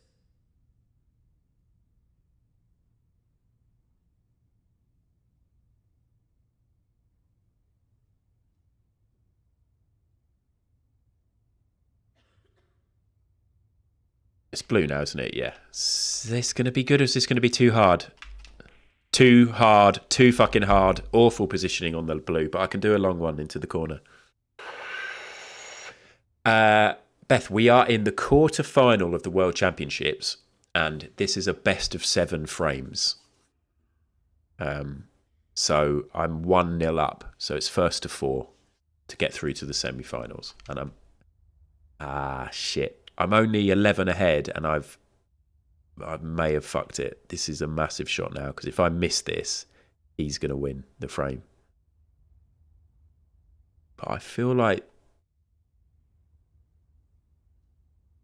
I'm all right with this kind of stuff when it comes to lining up my shots. Usually, I do okay.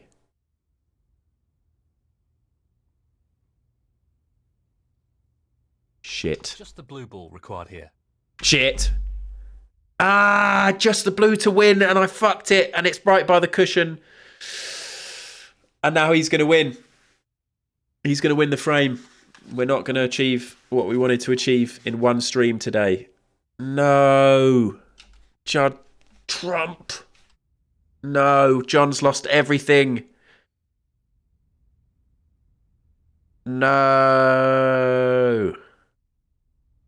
11. If this goes in, He might miss. He might miss. He might miss. Oh, shit. 18. And the frame, Judd Trump. That's the frame in the bag. Blanktown, I don't know. Well, there's nothing between these two. Right, let's get another bet on. Let's straight into the next frame. I'm definitely not winning 4 frames before 4 o'clock. Oh, you never know. There might be some quick ones. But here you go. Get on it. Frame, Judd Trump to break. Oi! Sorry, John. Sorry you've lost everything. Oh, dear.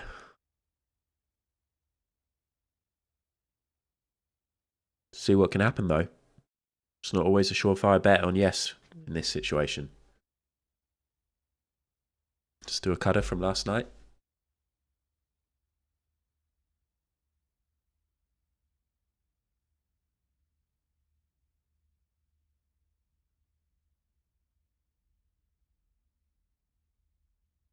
Right, 20 seconds.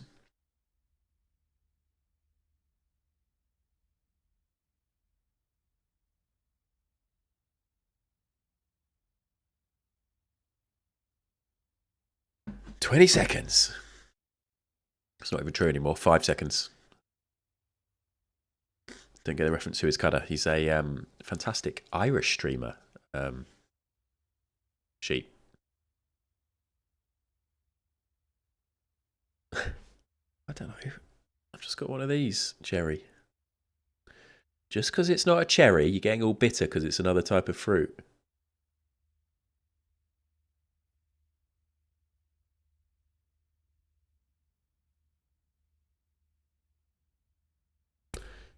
Here we go. I know it's not an orange, but it's just easy to call it an orange because I'm never actually fully confirm. I'm never fully sure. Why isn't he playing his shot? Okay, I'm never fully sure what this fruit is. Because in the shops, they just call it an easy peeler. Like we're thick. And we are, because I don't know what it is.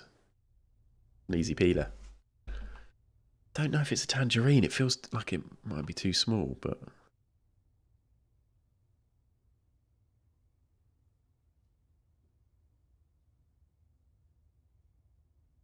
I was going to say the same, sheep. There's that you get clementines, and tangerines, oranges, satsumas.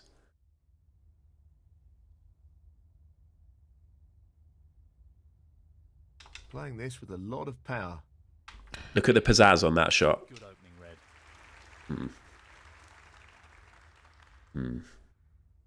1. You're a satsuma. Unbelievable.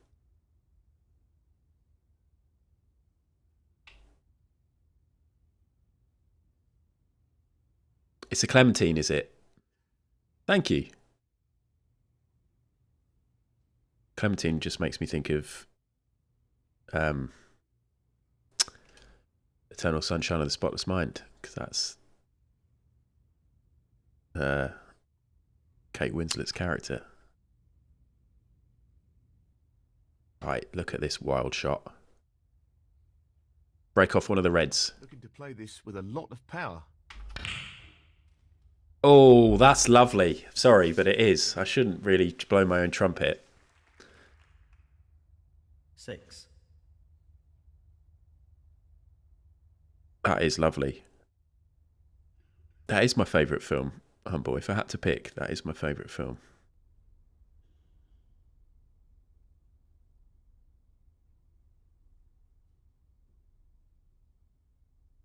Blow my own holiday horn. I can't do any backspin. The holiday horn, it goes doo-doo-doo.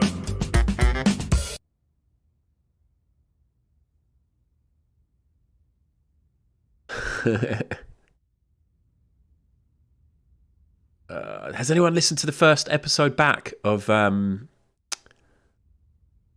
Buxton? The Adam Buxton podcast is back for a nice run of episodes until Christmas. One of the absolute best podcasts. Up there on the Mount Rushmore of my favourite interview podcasts with Distraction Pieces with Scroobius Pip. You may have heard of him. Adam Buxton podcast is always so fucking good. It's got Tash Dimitru, who's a returning guest and is such an amazing guest and an amazing woman and comedian, and just, oh God, the chemistry between the pair of them is so good. You should go back and listen to all the episodes they've done. This episode has just got it all. It's got highs and lows. It's a beautiful chat. And Pip was very excited about this when I saw him on Tuesday. We were talking about it. It's also got one of the great ad spots, as in advert, a host read advert, because at the start Adam Buxton's out walking his dog like he always is at the start of his podcast, and who does he bump into? Alan fucking Partridge. And it's an advert for Alan Partridge's podcast,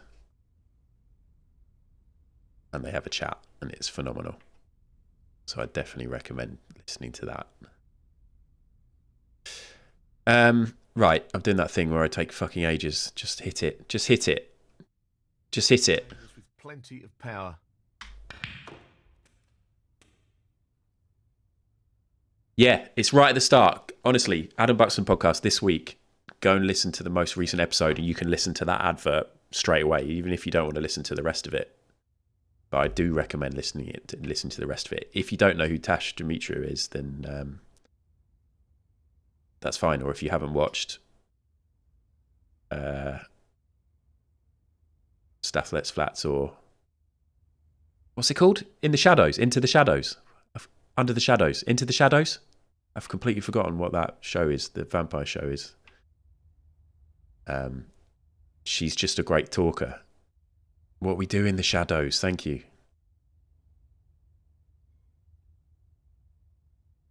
Yeah, they're just really enjoyable conversations. Those two always have. Lining this one up to the middle pocket. Nicely done.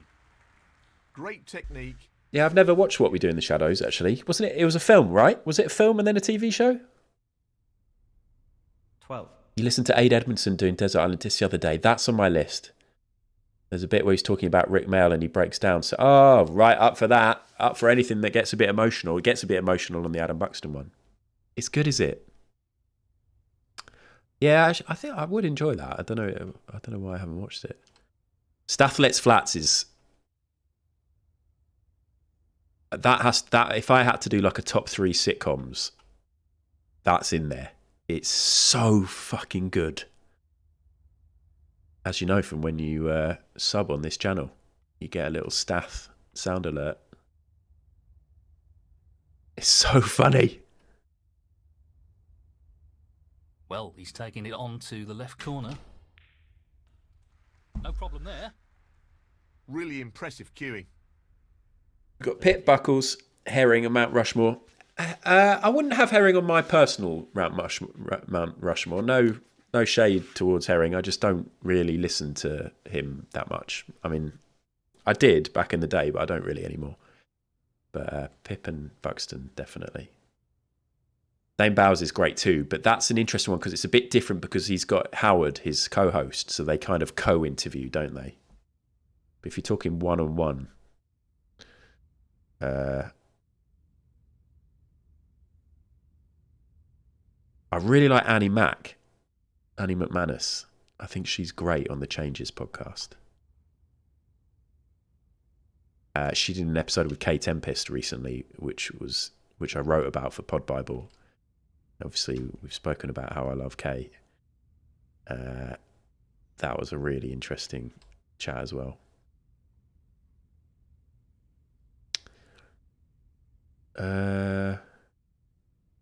He's aiming for the left corner here.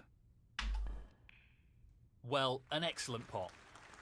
Simply Dane Baptiste's question does everything is 19. It's been. I haven't listened to much of it this year, but in previous years, that's always been in my list at the end of the year for like favourite podcasts. And I got to interview Dane actually, and I've got to interview Adam Buxton with Pitt.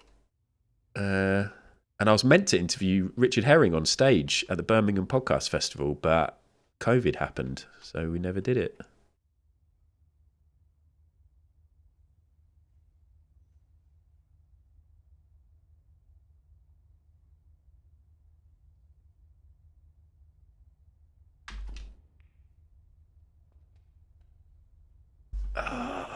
Right, can I smash into these reds now?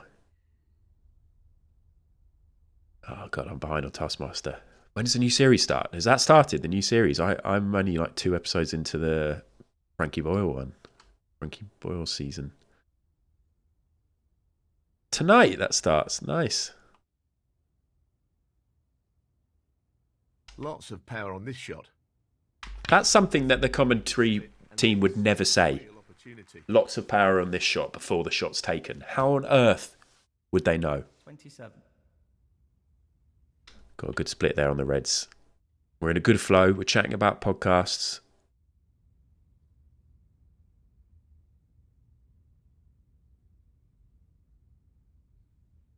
You've been to see Rahulastapa filming a few times. You can see him ripping the piss out of Adam's accent in one. You're Adam?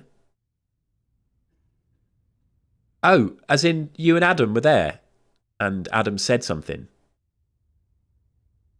and he took the piss out of his accent. Sorry. I know that you never refer to me as Adam, but I was just slightly confused for a second. What is what you meant? Oh, that's cool. Hello, Div. Yeah, that's where I first met Sparkle Muffin, was outside Richard Herring, but we didn't actually have tickets to go. We were just giving out the first Pod Bible. That'll do. He's playing for the right corner here. Tremendous shot. Yeah, that would be cool to see the clip. What a wonderful pot. 28. Trying to think who else I think is like really good interview, like one-on-one interview podcasts, because obviously they were fucking low. Obviously Louis Theroux's good, but I wouldn't say Louis Theroux's a specialist at podcasts. Like Pip is one of the OGs of British podcasting and has perfected that particular medium. He wasn't interviewing people before that. Buxton's the same. He's always like he has perfected the interview on a podcast format. Theroux's just Theroux. I don't feel like I want to include him or people who've come to it late.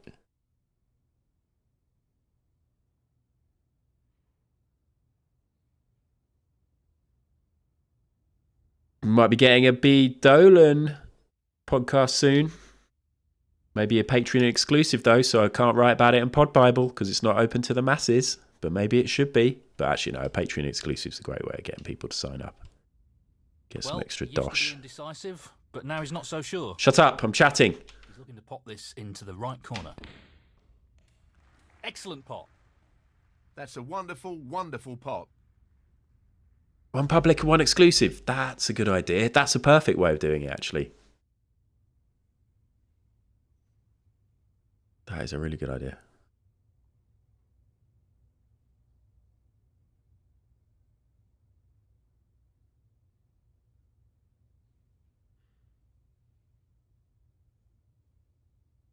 Let's go for this. No, let's go for the straight and easy shots that are definitely going to go in before you start dicking around. There's loads of reds to go for.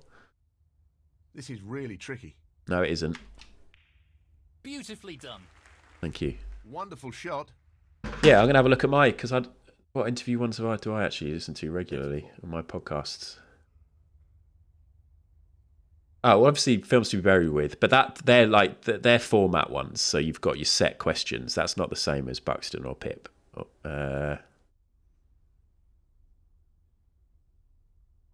Yeah, I've literally got Distraction Pieces, Adam Buxton podcast, Changes with Annie McManus.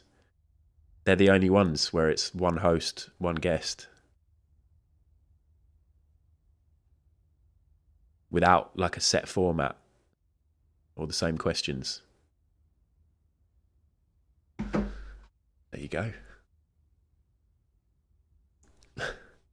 Yeah, Brett's got other priorities and other crazy stuff. He doesn't need my props.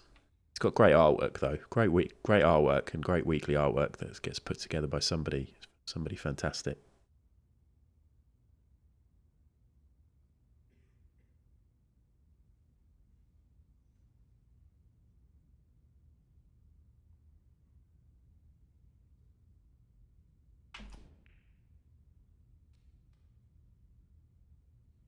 Nice, B. Yeah, genuinely excited about that because I think you'll like be a natural at it. You're obviously a good storyteller.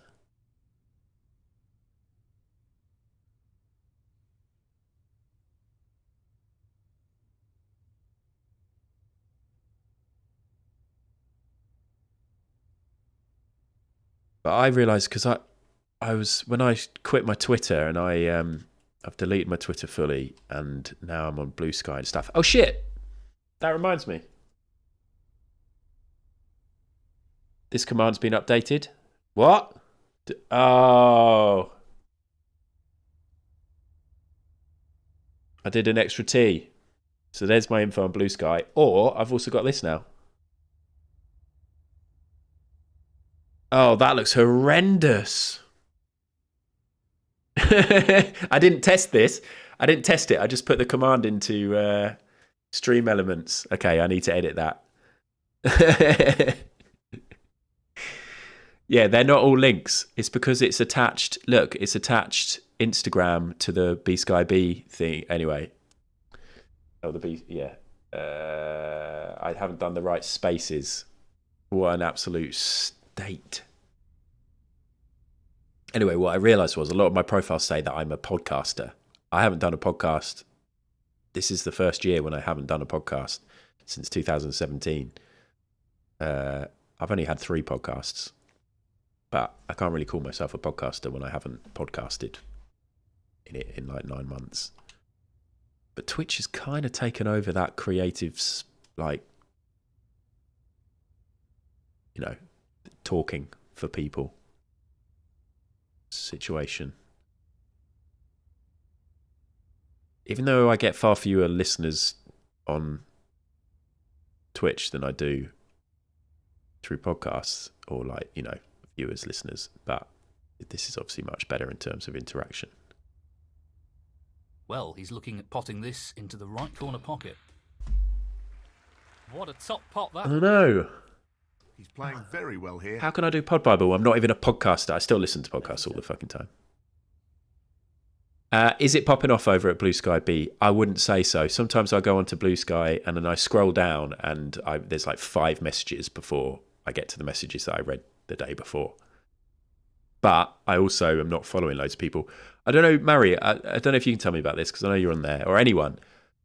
I want to find, like, are there any, like, because I noticed like the BBC doesn't seem to have an account, or like, are there any, like, is there like a list of established like outlets, media outlets, or celebrities, or like people who I might like to follow who aren't just people who I know through Twitch?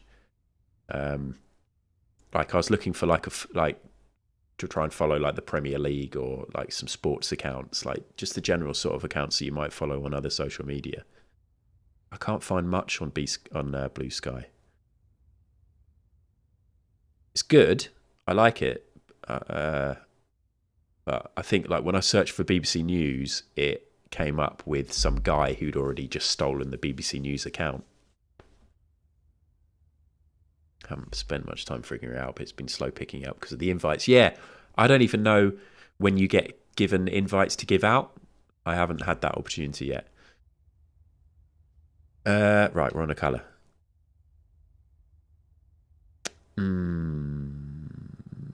Every couple of weeks. Okay, I don't think I've had them yet, but I may have just missed the notification. I've been on there longer than a few weeks.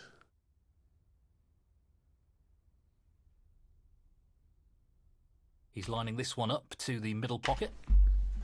Also, it doesn't have a very good icon, right? So if you look at my starting soon screen, that's just chatting. I don't have that available on here.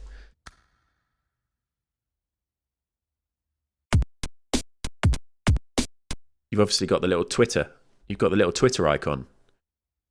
Instantly recognisable, even though it's not that anymore. Instantly recognisable. The F for Facebook. But for Blue Sky at the minute, it's just literally a blue sky icon. Clouds over a sky. So I don't know how I'm going to put that anywhere. We'll say near the top right under the search bar. Sorry, everybody. Yeah, I've got nothing on here. But I also haven't logged into it properly on desktop yet. I've only been on it on my phone.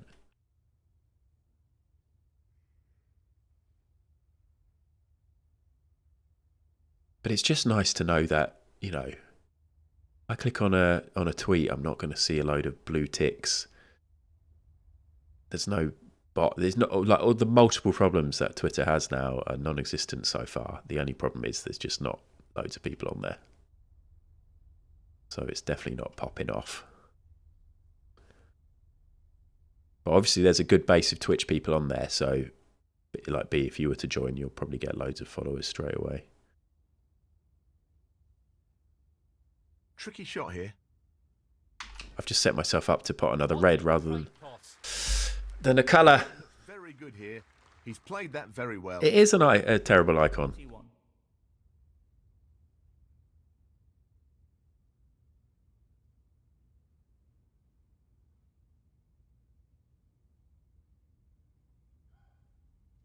What's interesting with Twitter, though, I deleted Sink this into the left corner pocket. my Twitter, so I don't have a login anymore. Tremendous. And then yesterday, He seems full of confidence at the I moment. was watching before the Arsenal game last night. I thought, I might just check like the team, the starting lineup came out. And what I quite often will do is go on Twitter and have a look at a particular Arsenal blogger and podcaster and just see his thoughts. He'll be like, here's the lineup. Oh, interesting that this and this. And I thought, I'll have a quick look. So I went to his Twitter page, but it was only showing me random tweets from a year ago. And I was like, is this what they're doing now? Because I don't have a login and I'm not logged in and I'm not a Twitter user, they're not showing me the tweets properly. It wouldn't surprise me if they've got that set up now. You're not a user, you can't see this. You don't have an account, you can't see this. And then soon it's going to be, you're not paying us, you can't see anything.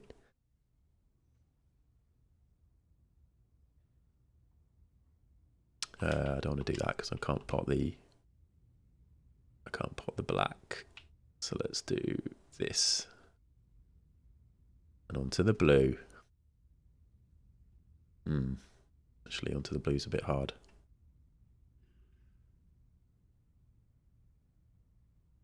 Unless we go onto the blue there.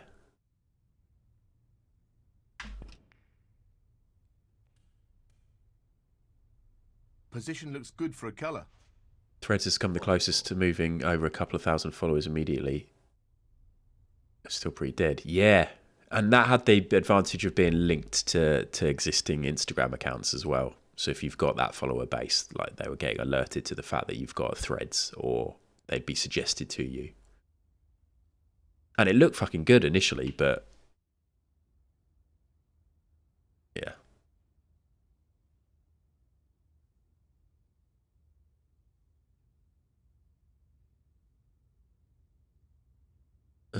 What are we doing? Are we going to do the blue into the middle?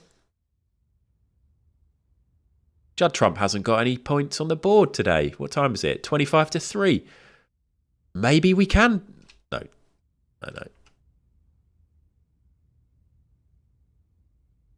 Chill out.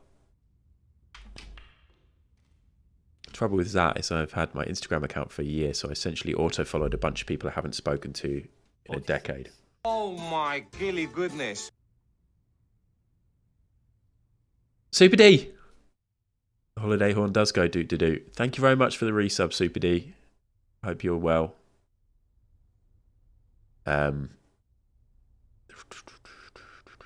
Yeah. The holiday horn, it goes doo-doo-doo.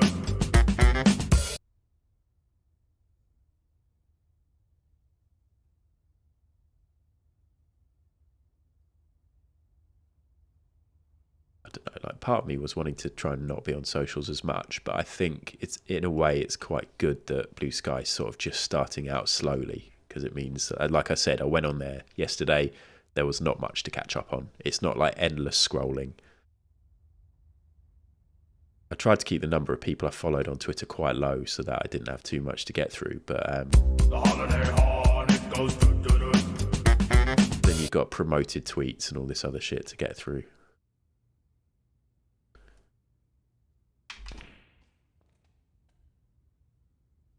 Nicely onto the colour.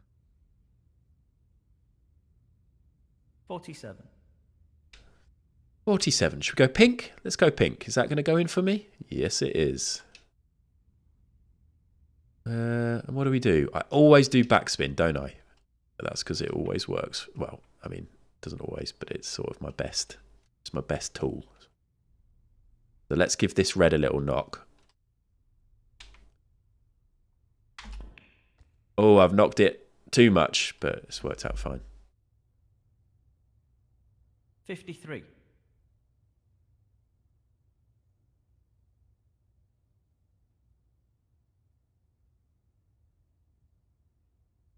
Onto the blue.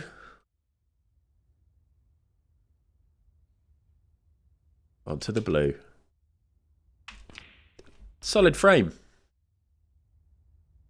Yeah, Mary, if you had like nice lists, I had a list. I got round to having a good list of people that I actually wanted to read from, and then I had I started setting up lists for different interests. But TweetDeck was such a good tool. I used to have to use that for like social media scheduling back in the day, like in an old job. When I worked at a company where I was like, guys, I think we should get a Twitter account, and they were like, what? Well, that Stephen Fry thing. Yeah, honestly, it could be really good. They're like, nah. But TweetDeck was a really, really good tool. I remember reading your tweets about you saying that TweetDeck had stopped working, and then it just really changes how you're able to use it. TweetDeck just redirects to a subscription pop-up. That's a shame.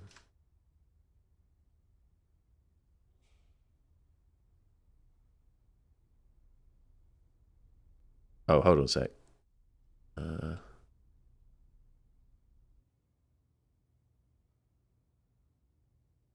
He's an expert long potter, and he's taking this on. Come on, roll in. In you go. What a magnificent pot that is. Thank you so much. Played that very well. Break of 59. We haven't had a big old break in this for a while, have we, actually? Remember when I got really close to a... what's my biggest break? When I got really close to a... 108. I got close to a 147 in that. I got a lot of reds and blacks in a row once. This red required. Yes. And that effectively shuts out his opponent in this frame. 60. Right, let's do the classic. I could go for a big break, but I kind of just want to win Can he drop this into the right corner? as many frames as I can That's a top shot. Well played. on this stream. 65. I was sheep. That was probably when I was at my peak, snooker wise. I was playing it regularly. I'm pleased I haven't let it completely die. Hello, Chanel. How are you? Nice to see you. He's aiming for the left corner here. Elon bought Twitter because he decided it turned his daughter trans and made her a communist. That's a part of world history now. As in what happened to the website that aided the Arab Spring. Crazy to think it fucking is. That's a good recommendation. Flipping the Bird.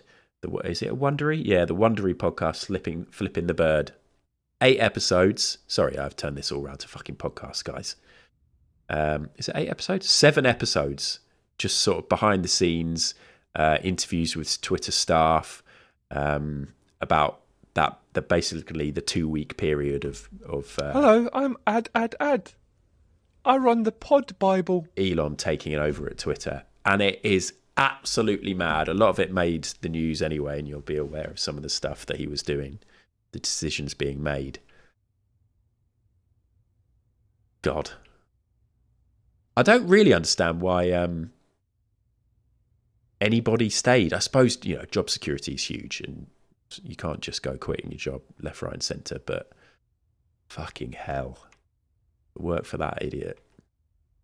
Mind you, I'm sure a lot of people worship him. Okay.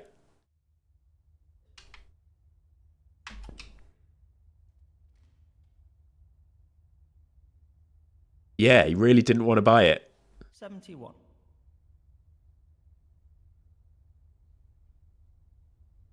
Flipping the Bird, though, and the guy who does the voice, who narrates the story, is the guy from Business Wars, which is a great podcast anyway, which tells the history of old rivalries between Nike and Adidas, or PlayStation and Xbox, McDonald's and Burger King. I mean, yeah, I suppose. No, I was going to say a lot of you might not actually find that kind of stuff interesting. It's just capitalism. But it's good shit, well told.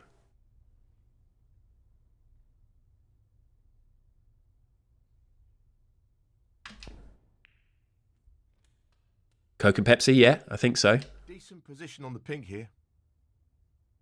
72. They did a Twitter auction. We missed it.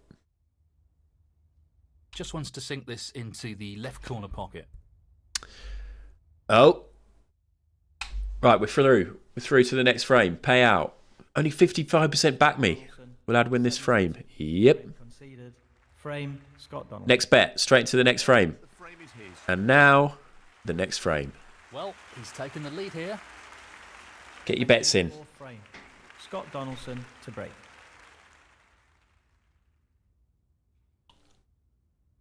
Yeah, that'll be in my pods of the year if I do like a post of my podcast of the year, Flipping the Bird, Elon versus Twitter. Decided in May.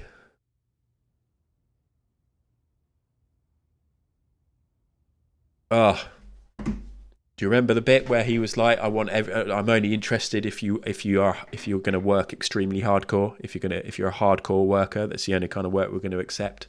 So you come to this meeting if you're prepared to work hardcore, or that's it. You've got no job.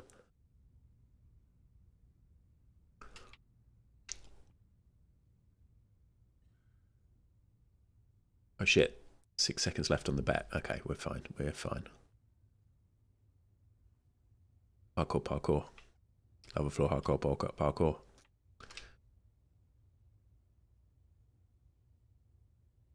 Let me read your code. Yeah. And it was let me read your code.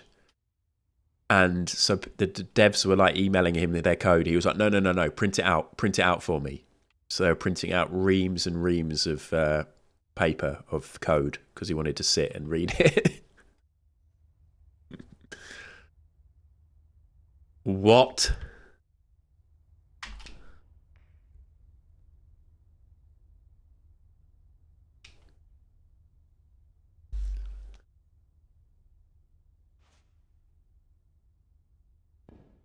Has the bet changed? Usually the bet's pretty swayed by whatever happened in the frame before. Yep, 70% say yes, 30% no.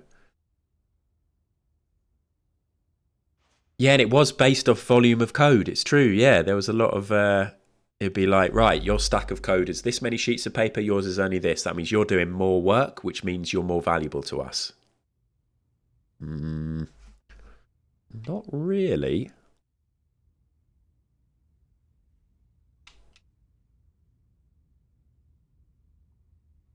But listen to Flipping the Bird, Elon versus Twitter, a Wondery podcast.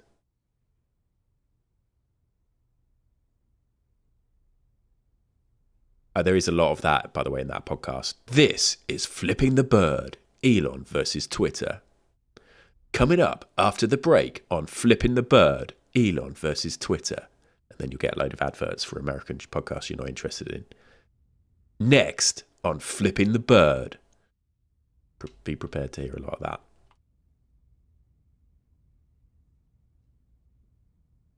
Right, I'm going to smash into this red, which is going to set myself up on the black. With 69% power, nice. Oh, I didn't smash into... Oh.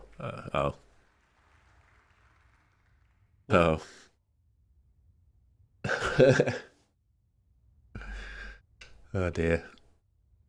Oh no, I can still get the black. Can I squeeze in? Yes. Okay, now I'm going to try a bit of front spin. No. Oh, I have to.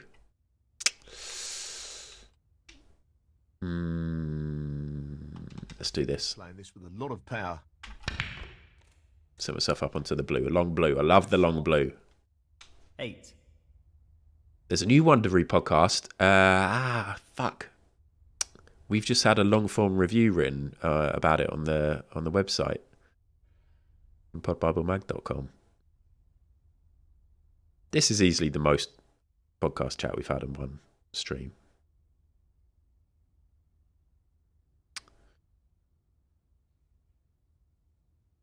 Fuck. I'm on reds, aren't I? And I just tried to set my... I was thinking about getting on a colour and I'm on reds. I could nestle, but then he'll probably be able to pot that ball. I'm just going to do this. You've been going back to cereal. Oh my God, that was fantastic, wasn't it?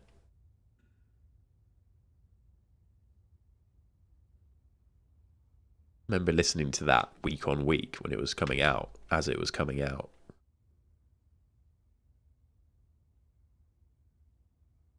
And I was when I first started working at a games company, when I was working on Guitar Hero, and people would come into the office when the next episode of Serial had come out. We'd all be sat there in silence with our headphones on. Do you want a coffee? I'm listening to Serial. Hello, Weezier. Oh, it did. It had us all gripped.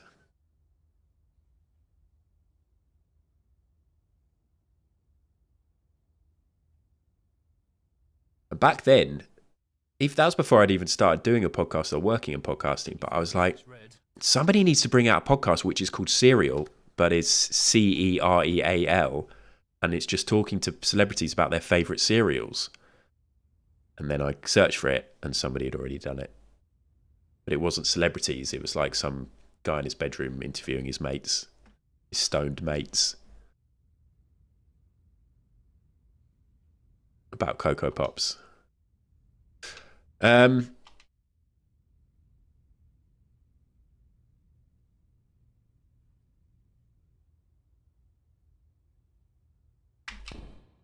What a fabulous pop that is. Oof. How you doing, Weezier? Nice to see you. When are you next streaming? If people don't follow Weezier, then recommend. Lovely vibes.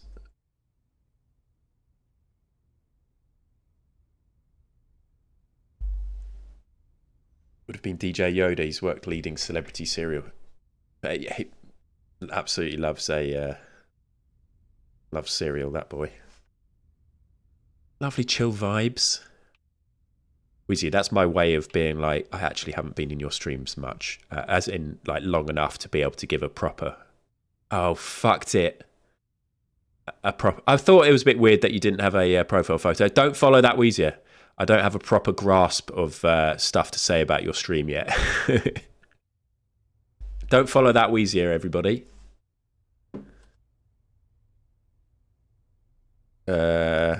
Right, I'll have to just do the other one. There we go. That worked. Right. Blue.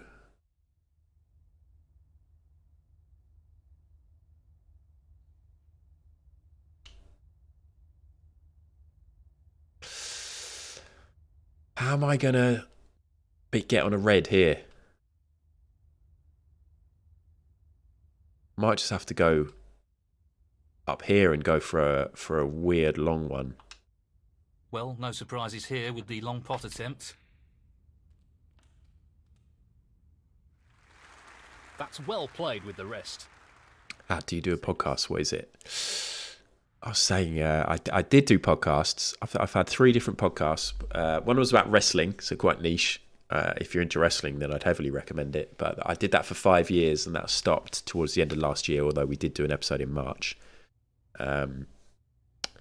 One was called First Time for Everything with an American friend of mine called Jordan, who she used to work on Pod Bible, and it was First Time for Everything. And in each episode, we talked to a different guest about the first time they did something. Our first guest was Scroobius Pip, talking about the first time he performed on stage.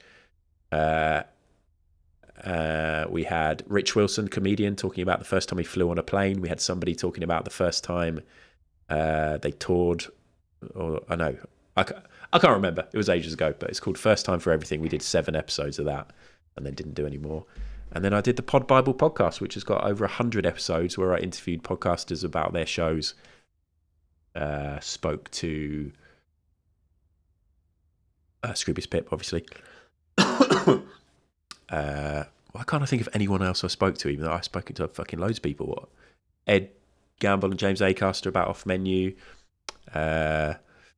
Joe Wicks about his podcast that he did. Simon Mayo about his podcast. My mind's gone completely blank, but if you search for the Pod Bible podcast, there's loads of those. Over 100 episodes.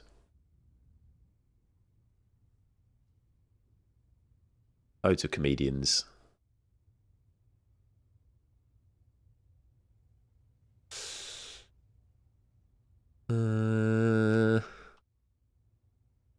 Well, Let's do it. Read on. Yes. Brilliant. What a thought. Well, he couldn't have played that any better. Superb positional shot. No sheep. 7. Simon Mayo was one of my best ever. I really loved it. I was really nervous before it, and then he said a couple of things during the chat about it, about imposter syndrome and things like that. And then we had a nice chat afterwards about me having imposter syndrome. Before I said, it's funny you should talk about imposter syndrome because I had that before I spoke to you. And then he was like, he said all the best people get imposter syndrome. If you don't get imposter syndrome, then there's probably something to worry about. He was like, think about like Boris Johnson, Donald Trump. I bet they never get imposter syndrome. And that is the problem. And now that's just what I think about whenever I have imposter syndrome. Everyone gets it. All the best people get it. I'm the best people. We all are. Unless you don't get it. In which case, what's wrong with you? What's going on with my... Okay, there we go. I might do a little nestle. No time for nestling. We got to win this frame. This is a good opportunity to smash. Yeah, you're all normal. Smash into these reds a little bit. We know what a prolific long potter he is, so I'd assume he'd take this on. Fuck off! I love hitting a long blue. Not quite. Pretty close, though, but that won't provide any solace. Scott Donaldson, 7. Sorry, Get the white tight on the cushion. that was one of my favourite interviews that I did. Domella, I saw you ask that. I'm trying to have a look at who else we've interviewed on there. I'm not sure what happened there, but it's a poor result. Sean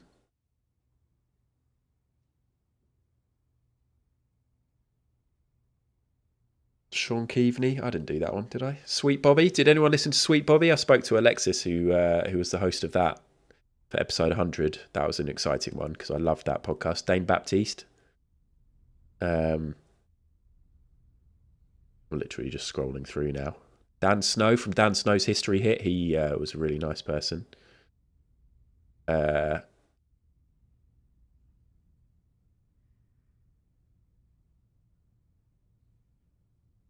Anyway, boring. Man scrolls through phone. He's 64 today, Simon Mayo.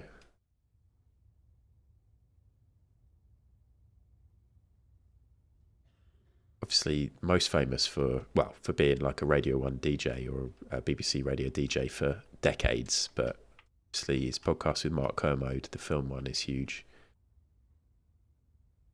He's looking to pop this into the right corner. And in it goes. Yes, Pip and I also interviewed Mayo and Kermode for when they were on the Pod Bible cover, and they were very nice and friendly.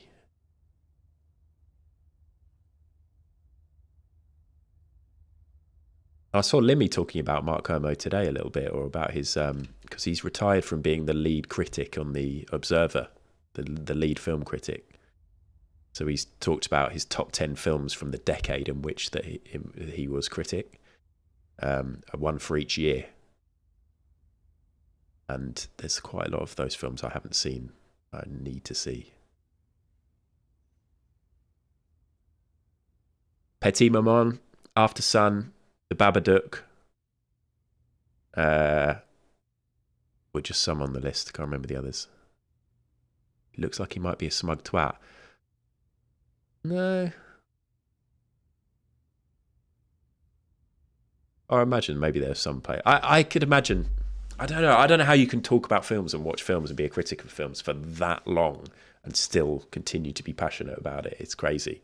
6. And still be able to actually give like nuanced, proper reviews on stuff without becoming jaded, like to remain the top of your game. But there are some fucking amazing young critics out there. well, that's actually quite patronising to say, like up and coming critics. But Pip had Anna, I can't remember how to say her surname, on his podcast, who sometimes stands in for Kermode. Anna Bogatskaya. She is great. She's got some amazing podcasts. She is in the next issue of Pod Bible magazine, picking her top 5 podcasts. I haven't seen the Babadook, no.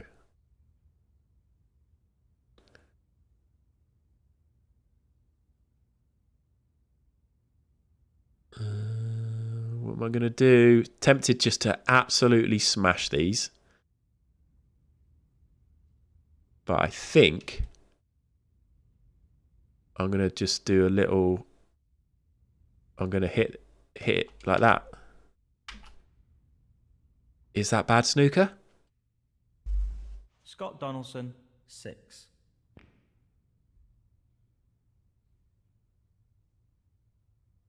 Babadook was the last movie that made me feel as scared as I did as a kid. Interesting. Because I'm all right now with horror. I used to be an absolute mess, as anybody who watched the Ghost Watch stream will remember me talking about. But nowadays I'm all right because I can kind of take myself out of it. And if I get a bit freaked out, I can be like, well, it's not real. It's a film. But that is very exciting. Essie Davis is good too. Right, okay. Luke, you can subscribe. Go to podbiblemag.com, and in the shop you can get. Oh God! Again, I think it's over for me. You can get each magazine of the year sent to you for £10. A £10 subscription, you get 6 magazines. And if you subscribe today, we will send you the back catalogue from the year. Hereditary, I've heard Hereditary is really bad for that. I haven't watched that, but we'll send you the 4 issues that are already out. Well, sometimes playing this slowly can upset your flow. Maybe he just needs to get on with Shut up! his rhythm back. Did he smash into the Reds?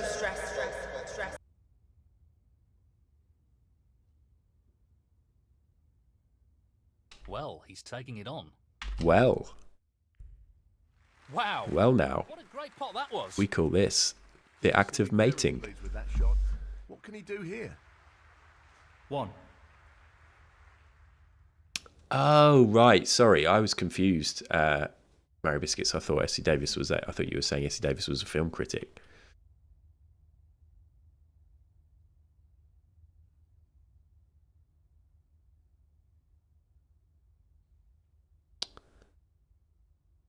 Yeah, Halloween's coming up pretty soon, right? We're not that far off Halloween. I'm just waiting to hear what 10:30's got planned, and then I'm gonna do that the day before.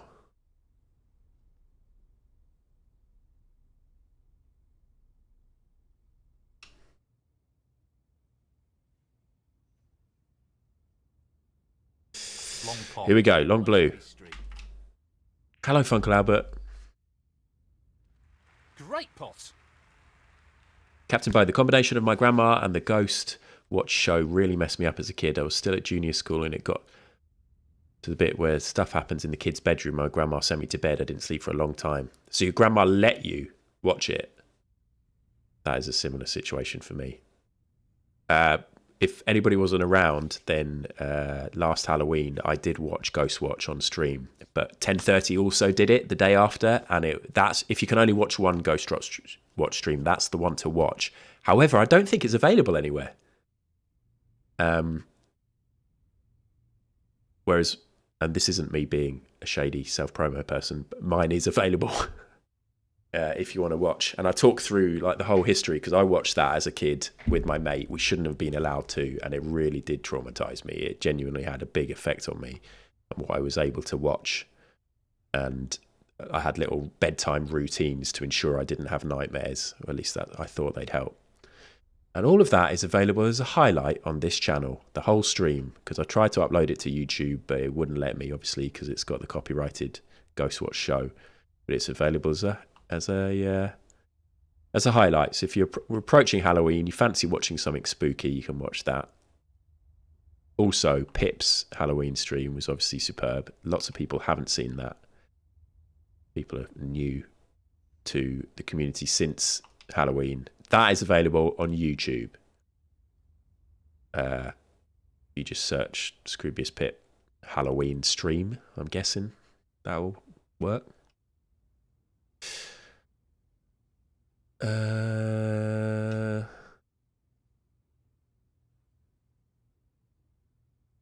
But I quite like it when we watch horror now. Hannah's loved horror for years. She loves horror films. She just watches pretty much all of them. But for years I couldn't really watch it. But now I enjoy it a lot. I like sitting down knowing that I'm in for that kind of film. Something challenging. 7. Still haven't seen the end of it. Bo, the end of it is... Oh, God. The end of it is so good. Uncle Albert doesn't elect to watch horror, really. I know there are some cracking films, just don't seem to be attracted to them. Thanks for listening. Yeah, Beth, you watched it the other day. You watched Pips on a sunny day in the garden. I'm glad, because if I'd watched it at night, it would have genuinely scared the shit out of me. Yes. Can you imagine how fucking good it was to watch that live in chat? And obviously, I was in on it. I was in on it with Llama. But anyway, I shouldn't actually talk about it because some people might go and watch it. When I say in on it, I mean I was in on a bit in an early part of the stream. Midsommar was a great horror movie for people jaded on horror. Yes, I haven't even seen that. Maybe if people stopped streaming, I might watch more films. This has been a slow frame, hasn't it? It's been lots of chat. I've really enjoyed today's stream.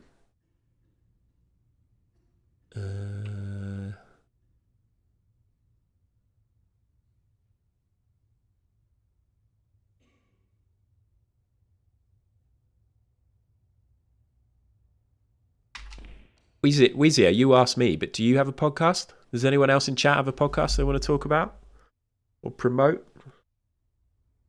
11. I think it's actually quite hard for Twitch streamers to have podcasts. Obviously, Pip does, but like if people have got, say, a job or a family, or a job and a family, and they stream, then it's going to be pretty hard to also hold down a podcast. And when I say that, I mean maybe if it's like a traditional 9 till 5 style job.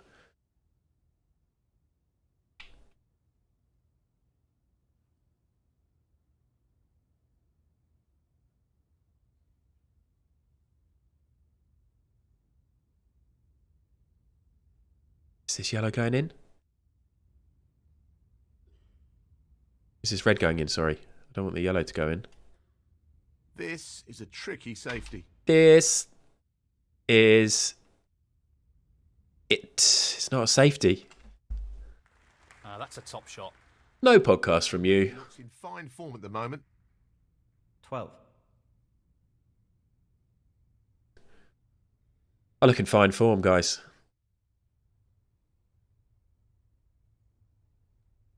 Word on the street is I'm in fine form. How's he playing? Fine.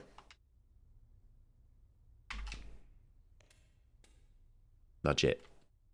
I'm in fine form, though, actually. I think I agree. 14. Back in the flow.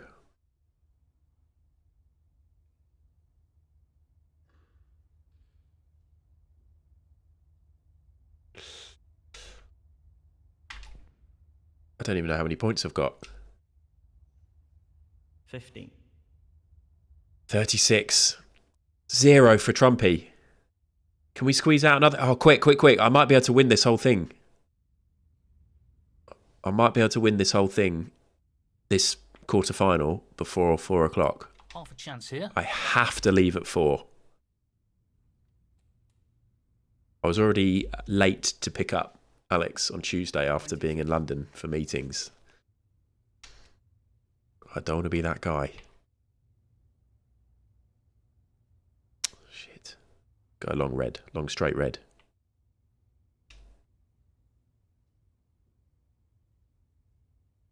Bit of an angle on the blue so I can come back down the table. Long red to the corner pocket. Shit! And he's missed it. Slightly rushed. Scott Donaldson, 22. Captain Bo, I heard you start to reply to my comment about not seeing the end and clicked on the video by mistake, so I have a double whammy of not seeing the end of Ghostwatch and not hearing the end of your reply to my comment. Basically, the end of Ghostwatch is great. It really ramps up. 7. It really ramps up. Bad miss, and it could be very. I was worried for years that I couldn't actually watch it because it would. I'd have like a relapse and it would like ruin me for a while. But I'm a proper. As people who've watched hundreds and all the hours of me streaming, I'm a proper grown up now. Is it really that scary? For the time, yeah. For the time. Now, if you watch it fresh, obviously, like some of the effects, maybe some of the acting bits and bobs, aren't that great. But I watched it when I was 8 or 9. I think I was 9. And I think it kind of holds up, like, yeah, in the way it was done and put together and the general concept. I think it's really cool. But honestly, if 1030s was available to watch somebody, I'd watch it because he had loads of inside info, loads of like good like trivia. Like when you go onto IMDb and you get the trivia about a film or a TV series, 1030 had loads of that, and just his whole stream that night was so good. But I don't think it's available, so you have to settle for mine if you want to watch it.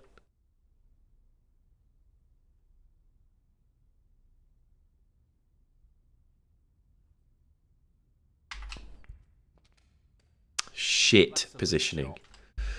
Would you fall for it nowadays? No. 1. Also, like nowadays, people be on social media. Somebody will have released some sort of behind the scenes thing. Like there'd be spoilers. Back in that day, I was a 9-year-old child. I'd just done some apple bobbing. I was with my friend. We'd just been playing with some Lego, doing some apple bobbing. I had no idea what was real and what was fake back then. What colour? Black. Just going to hit it and do some forward spin and get up the table.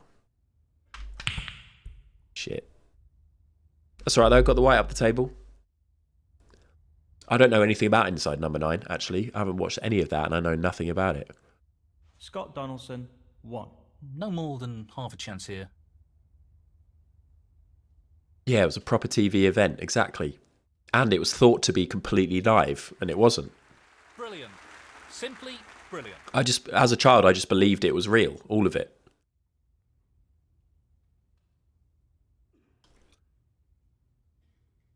6. They did a Halloween special. Oh, nice. Yes. So close, but he's missed it. Trump's not on form today.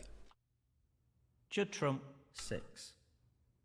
Oh, should we try a Blaketown? A swerve shot's now called a Blaketown. After the swerve that he pulled off in his match against Cudder in the Twats snooker tournament.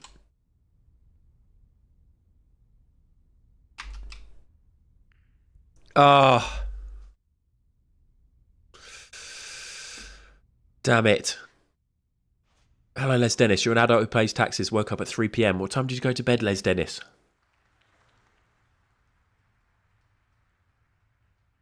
Yeah, I couldn't watch Blair Witch. When Blair Witch came out, pretty sure most of my friends watched it. I was like, nope, I'm too scared. I couldn't watch anything. Didn't watch Ghostbusters, didn't watch Gremlins. These are like kid-friendly, sort of slightly scary things. And then I didn't watch any horror films until I was about 7. Very tricky shot coming up. 28. Not the ideal result, but it could have been worse. Shit. 13. No, I didn't come to watch it. Judd Trump, 13.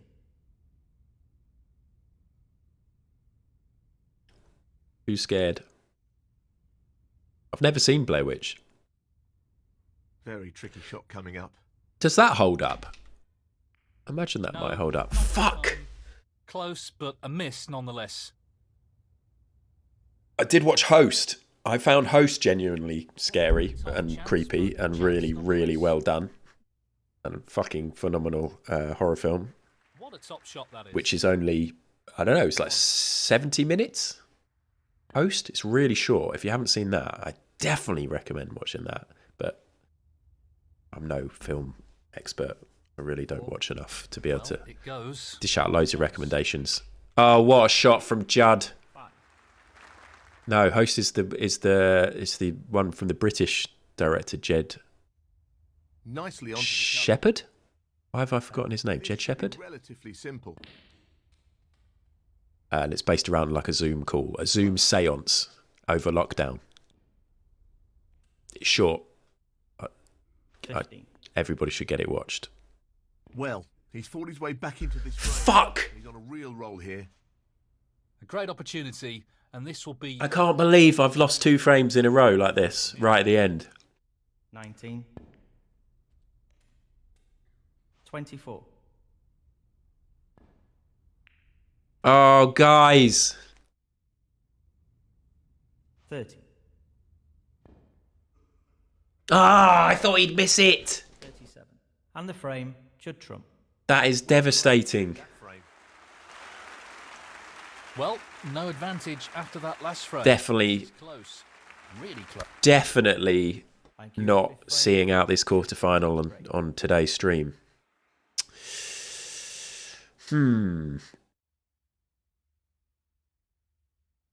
I wonder if it's actually a good idea to leave it there and do a bit of property guesser. Yeah, I think it is. I reckon I could do another stream, another frame, but then if I win it, then I'll be in a position where I just need to do 1 frame. This way, we'll split the match in half. Whatever happens, I've got to win 2 frames. Grass bet, chair bet. Okay, let's leave it. Poised at 2-2 in the quarterfinal against Judd Trump. Oops. I hope I can do this. Can I do this? Yeah. Let me just see if I go back to it, is it definitely 2-2? Yes. Okay, cool. Yeah, I don't want to rush it, exactly. And I think I might have been inclined to... If I'd won that, then I would have rushed another frame through so I could see if I could wrap up the whole match. But I lost those 2 right at the end. Gutting.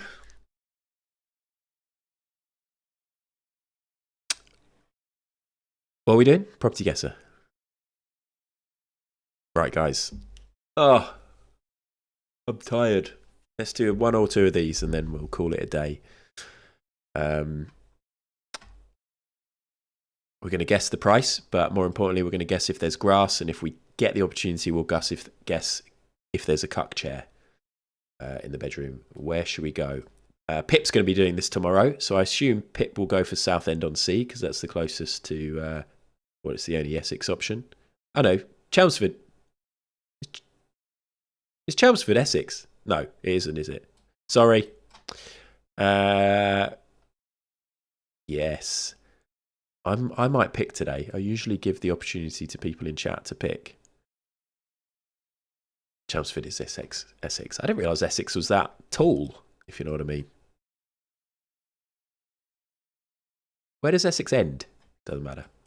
This is all great Essex content that Pip could do tomorrow. Let's go to Partridge Land. Let's go to Norwich. Oof. We got a narrow one. We got a 2-bed house. It looks like it might be a bit run down, which is always good to see. Your home county, Weezy. What, Essex or Norfolk? Here we fucking go. Grass out the front? Will there be grass out the back? And if so, what kind of grass will there be? What kind of lawn will they have? Get your bets in. Will it be real grass? Will it be fake grass / AstroTurf? Or will it be no grass at all? At the risk of derailing you with one more podcast question, have you ever heard the Joe Frank radio hour? No, never. Never even heard of that at all. The bet's going on, B, so this is a good time. Joe Frank... Oh. Joe Frank radio hour.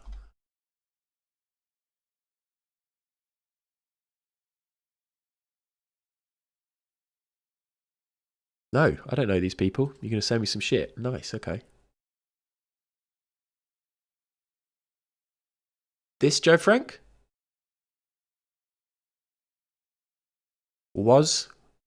Died 5 years ago? French-born American writer, teacher, and radio performer, best known for his often philosophical, humorous, surrealist, and sometimes absurd monologues. Yep, this sounds great. Proto podcast inspired Ira Glass. Okay. Oh shit, yeah. If I could be a proper podcast hipster if I listened to stuff like this. Well, actually, I'd argue that the first ever podcast was Joe Frank and his radio show. Often philosophical, humorous, surrealist, and sometimes absurd. Property gets 20 seconds left. Let's look at the info. Just do this in case there's spoilers. I don't think this is a spoiler in terms of the grass situation, but we now know that the garden is rear enclosed. Maybe that is a spoiler. Maybe you're more likely to have fake grass if it's an enclosed garden because it might not get enough natural light to keep natural real grass thriving. Lovely Victorian end terrace house. 2 double bedrooms plus box room. Oh, that's quite cool. It hasn't called itself a 3-bed. It must be a tiny room. But maybe an office? Modern interior, rear enclosed garden. We've got no floor plan, guys. I don't know Norwich, but isn't Les Dennis from Norwich? Ah, Norfolk was, yeah. Okay. My parents live in Norfolk now. I was about to point exactly where, but that's a bad move. I don't know Norwich very well. I've been there a few times. I've done escape rooms in Norwich. You know there.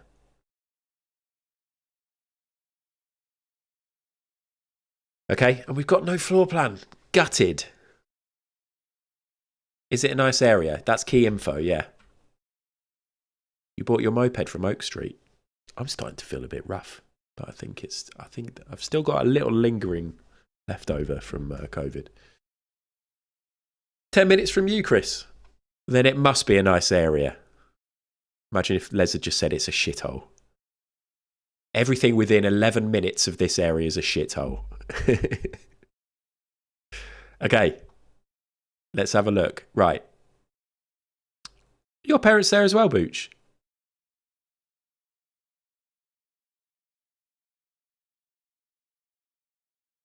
What, get our parents to meet up, or we go as well?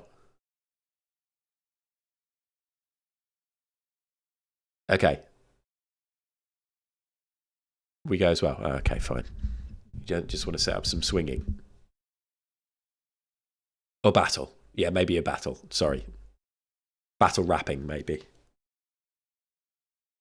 David Earl's just gone live. David Earl is fucking loving the Red Dead roleplay. I saw he was on yesterday at 5 p.m. and I was like, oh, that's early for David Earl. It's 3:20. I know he does daytime streams sometimes for FIFA and stuff like that, but I always assumed the roleplay was more of an evening stuff, an evening thing. Sorry, BP, off you go. I know you've got to go and mod. That's absolutely fine. I just got the alert on my watch. Is he getting onto Wild RP now? Nice. Right, here we go. Not much to say here. It looks like it's going to be quite small.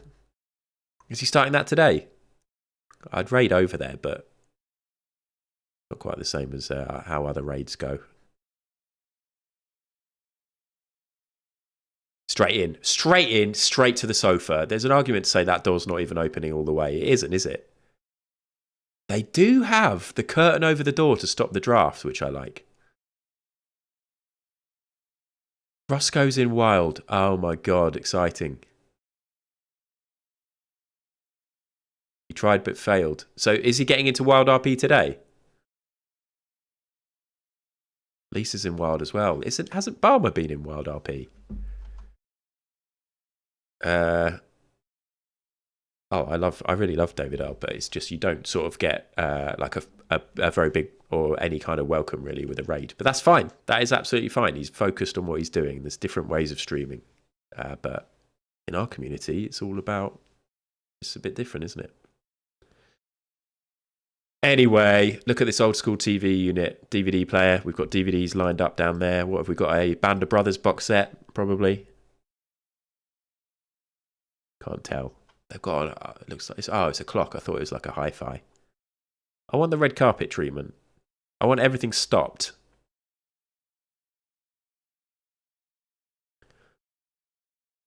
What is this?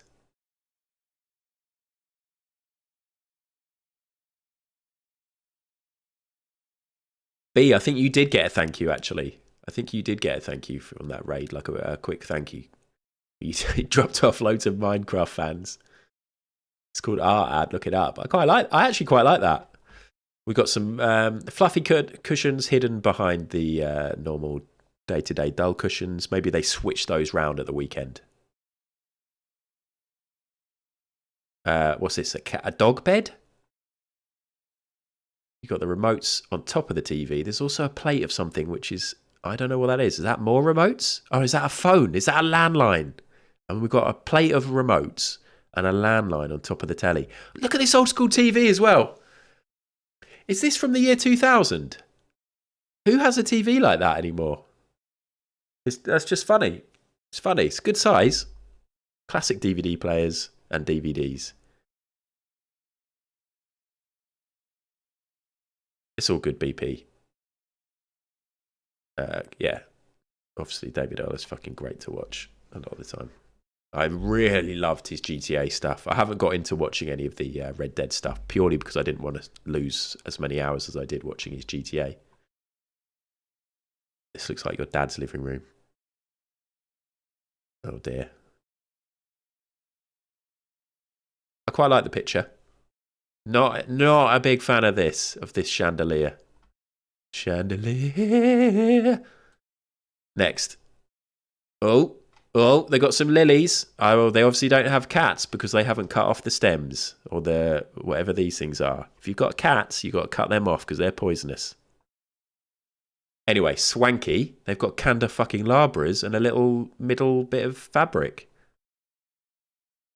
Jaunty boxes. Fleur-de-lis pattern canvases. Deary me. This is like a funeral home. Do you think there's been some sort of funeral or seance or a wake here? What's this folder? Is this the estate agent's folder and he's just plopped it down there and started taking the pictures willy-nilly? They've set this table up really nicely and he's put his paperwork down there. Very large mirror. Very, very large.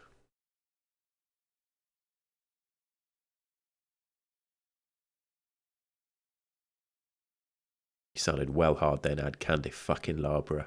Thank you. Might use that. I might just start saying that to people. Right. Another chandelier. I quite like the staircase. I like a wooden staircase. I like a painted wooden staircase. I don't know. Obviously not great in the winter. Not very cozy, but there's something about it. Something quite carefree about it. Into the kitchen. We have marble. Marble worktops. I like it. Circular sink. Very exotic.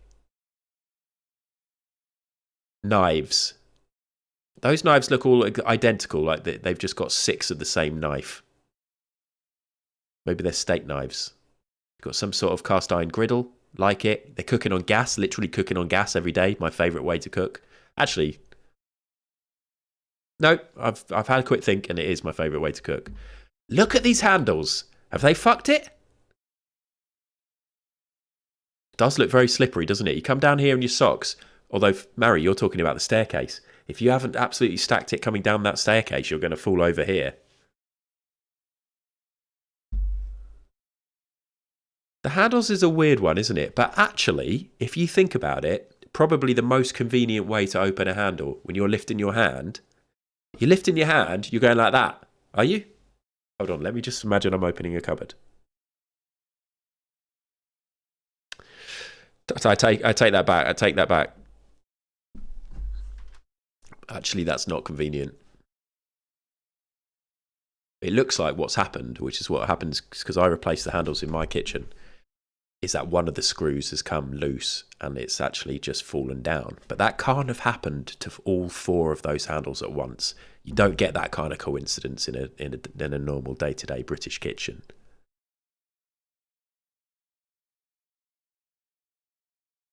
That's by design. Couple of pictures on the fridge. Are they stickers or are they magnetic photos? Because I don't see any magnets holding them on. That's a worry. If they're stickers, that's going to be hard to remove.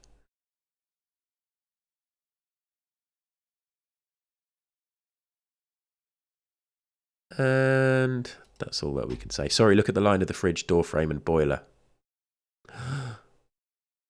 Wonky. Measure from there to there, and then measure from there to there. This door frame is weird, and it's narrow. Really narrow. Thank you for pointing that out, Booch. Let's move on. Whoop. Pattern. Let's overcompensate for lack of personality with excessive pattern. If you have patterns like this in your house, then I'm sure you also have a fantastic personality. Look at this fucking bedroom. Oof. Is this a little Alexa by the bed? Wow. Wow, wow, wow, wow, wow. Look at the angular. Why do they put everything at an angle? Why have they put the side tables at an angle? That's not convenient. I actually hate that. I would hate to do that with my bedside tables. Stuff's going to fall off the back. It's a nightmare to vacuum. It could well be the spare room, actually, Luke. I think you're right. I think this probably is a spare room. Although we didn't see a floor plan, so we've got no idea of scale of rooms. There's not enough personal junk in here, is there?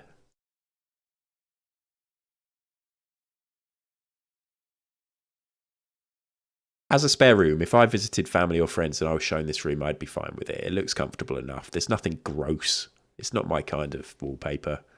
But the bed looks all right, doesn't it? But yeah. The jaunty angles are just too much. It's upsetting. It's stressing me out. Okay, let's move on. Let's move on. Maybe is this the master bedroom or are we going to see it now? Let's find out. Oh, well, there's a baby photo which should be blurred out, but that is not a proper full double, is it? Is it? Actually, is that a double? What's going on? That looks like a 3/4 bed. When the pillows are that squished together, you're not dealing with a proper... I don't know. Don't worry about it. Same pattern, but it's art. Do you think they had leftover wallpaper? It's not even in the centre. They haven't even framed these correctly. Look at that. Oh, God. In fact, it's this... Oh, no, it isn't. Oh, no. I thought it was the same one turned upside down. That's what I thought, Les, but it's not. They've got the wallpaper over here. Look, you can see in the reflection. Lovely looking baby photo. I think this must be the spare room. If we're going to make the assumption that it's a couple, then you've got a bedside table each here, and you've got like a telltale phone charger. This might be the spare room, just with a random baby. Yeah, I think this is the spare room, Weezy.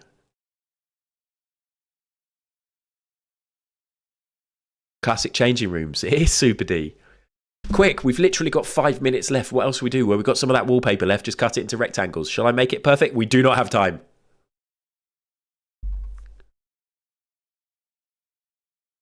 Into the bathroom. Oh, we've got some sort of like weird, like what am I trying to say? In Jurassic Park, they put the little mosquito insect in some amber.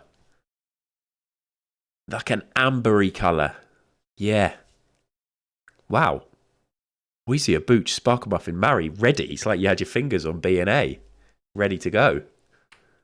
B&A. A&M. B's in there too, though, so you were wise if you had a finger on B. I really don't like the colour of these little accessories. There's also too many of them.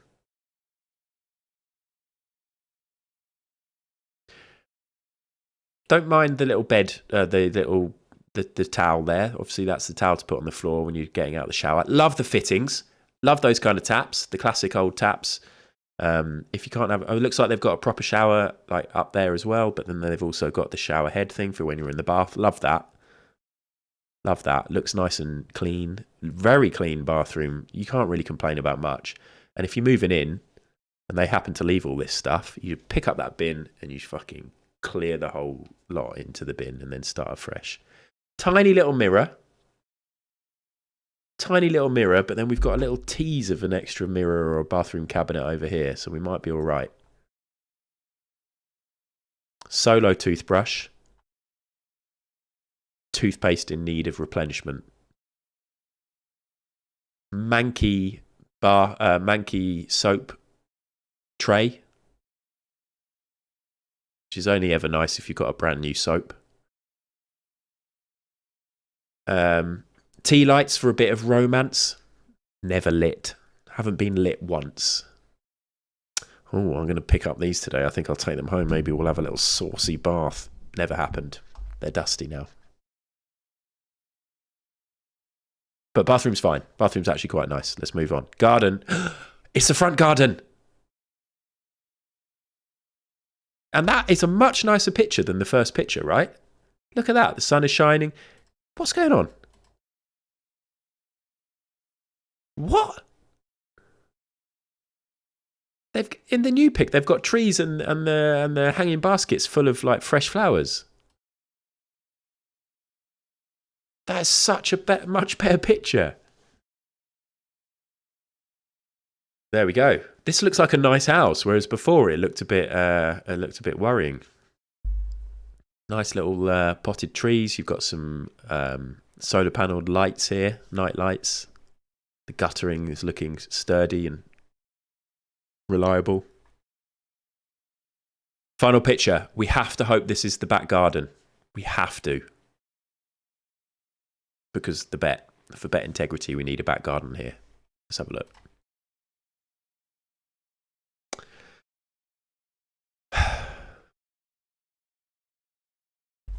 How dare they tell us a rear enclosed garden but not show us? We can't do Google Maps, Billy, because we've had controversy in the past over this where people have said that I'm not allowed to do that when they've bet one way or another. If it's not in the pictures, we have to refund. But also, where's the box room? Where's the photo of the box room? Bathroom, bedroom, downstairs.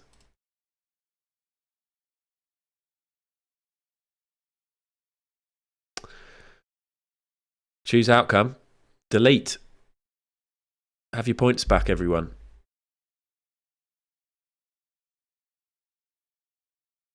In the end, aren't we all the box room? That's a very good point, Billy. I'm really sorry to end on a sour note, but I think I will end now because I can do a couple of things before I need to go and pick up Alex. But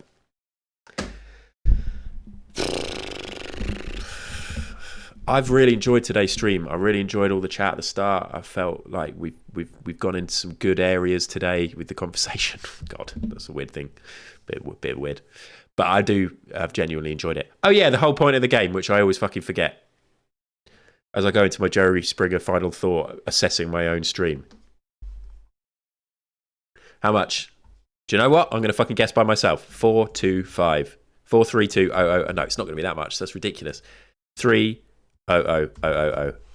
If this was Goosey Guess, I'd see what Marrow Biscuits does and guess just below it.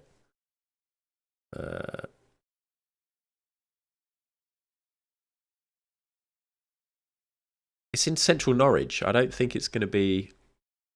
Oh, it is only 2-bed. Okay, I'll come down. 280. Go. Oh, I'm shit at this. I've done this so much. I'm absolutely terrible at it. 192. Who got closest to that? Weezier 200. Are you the closest? Precious Rogue 191. Beth, that's ridiculous.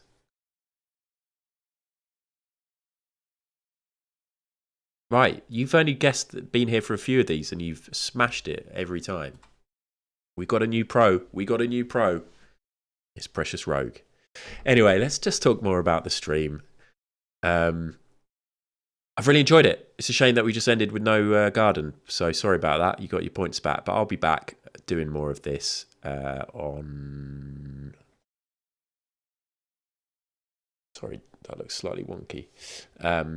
Monday night. Will I be here on Monday night? It depends. I'm going to a funeral on Monday, and I don't really know when we'll be back. But yeah, should be Monday night for a stream. Don't know what I'll be doing, but keep an eye on my socials. I'd do the link again, but it's all fucked. But if you are on Blue Sky, the new platform that a lot of us are trying out, there's the link. Or just search ad, no underscores. And yeah, I'll be about tomorrow for a bit of Pip stream. I'll be about for most of Booch's stream. And I think I'll be about for some of Taft's stream after football tonight. I think it's going to be very good fun. But for now, who do we raid? Maybe we do raid David Earl. Dreyers is playing Peter Pan. Dando. I haven't raided Dando for a long time. Let's raid Dando. Good shout.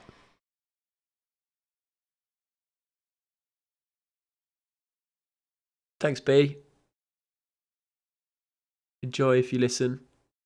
Thanks, everybody. See you later.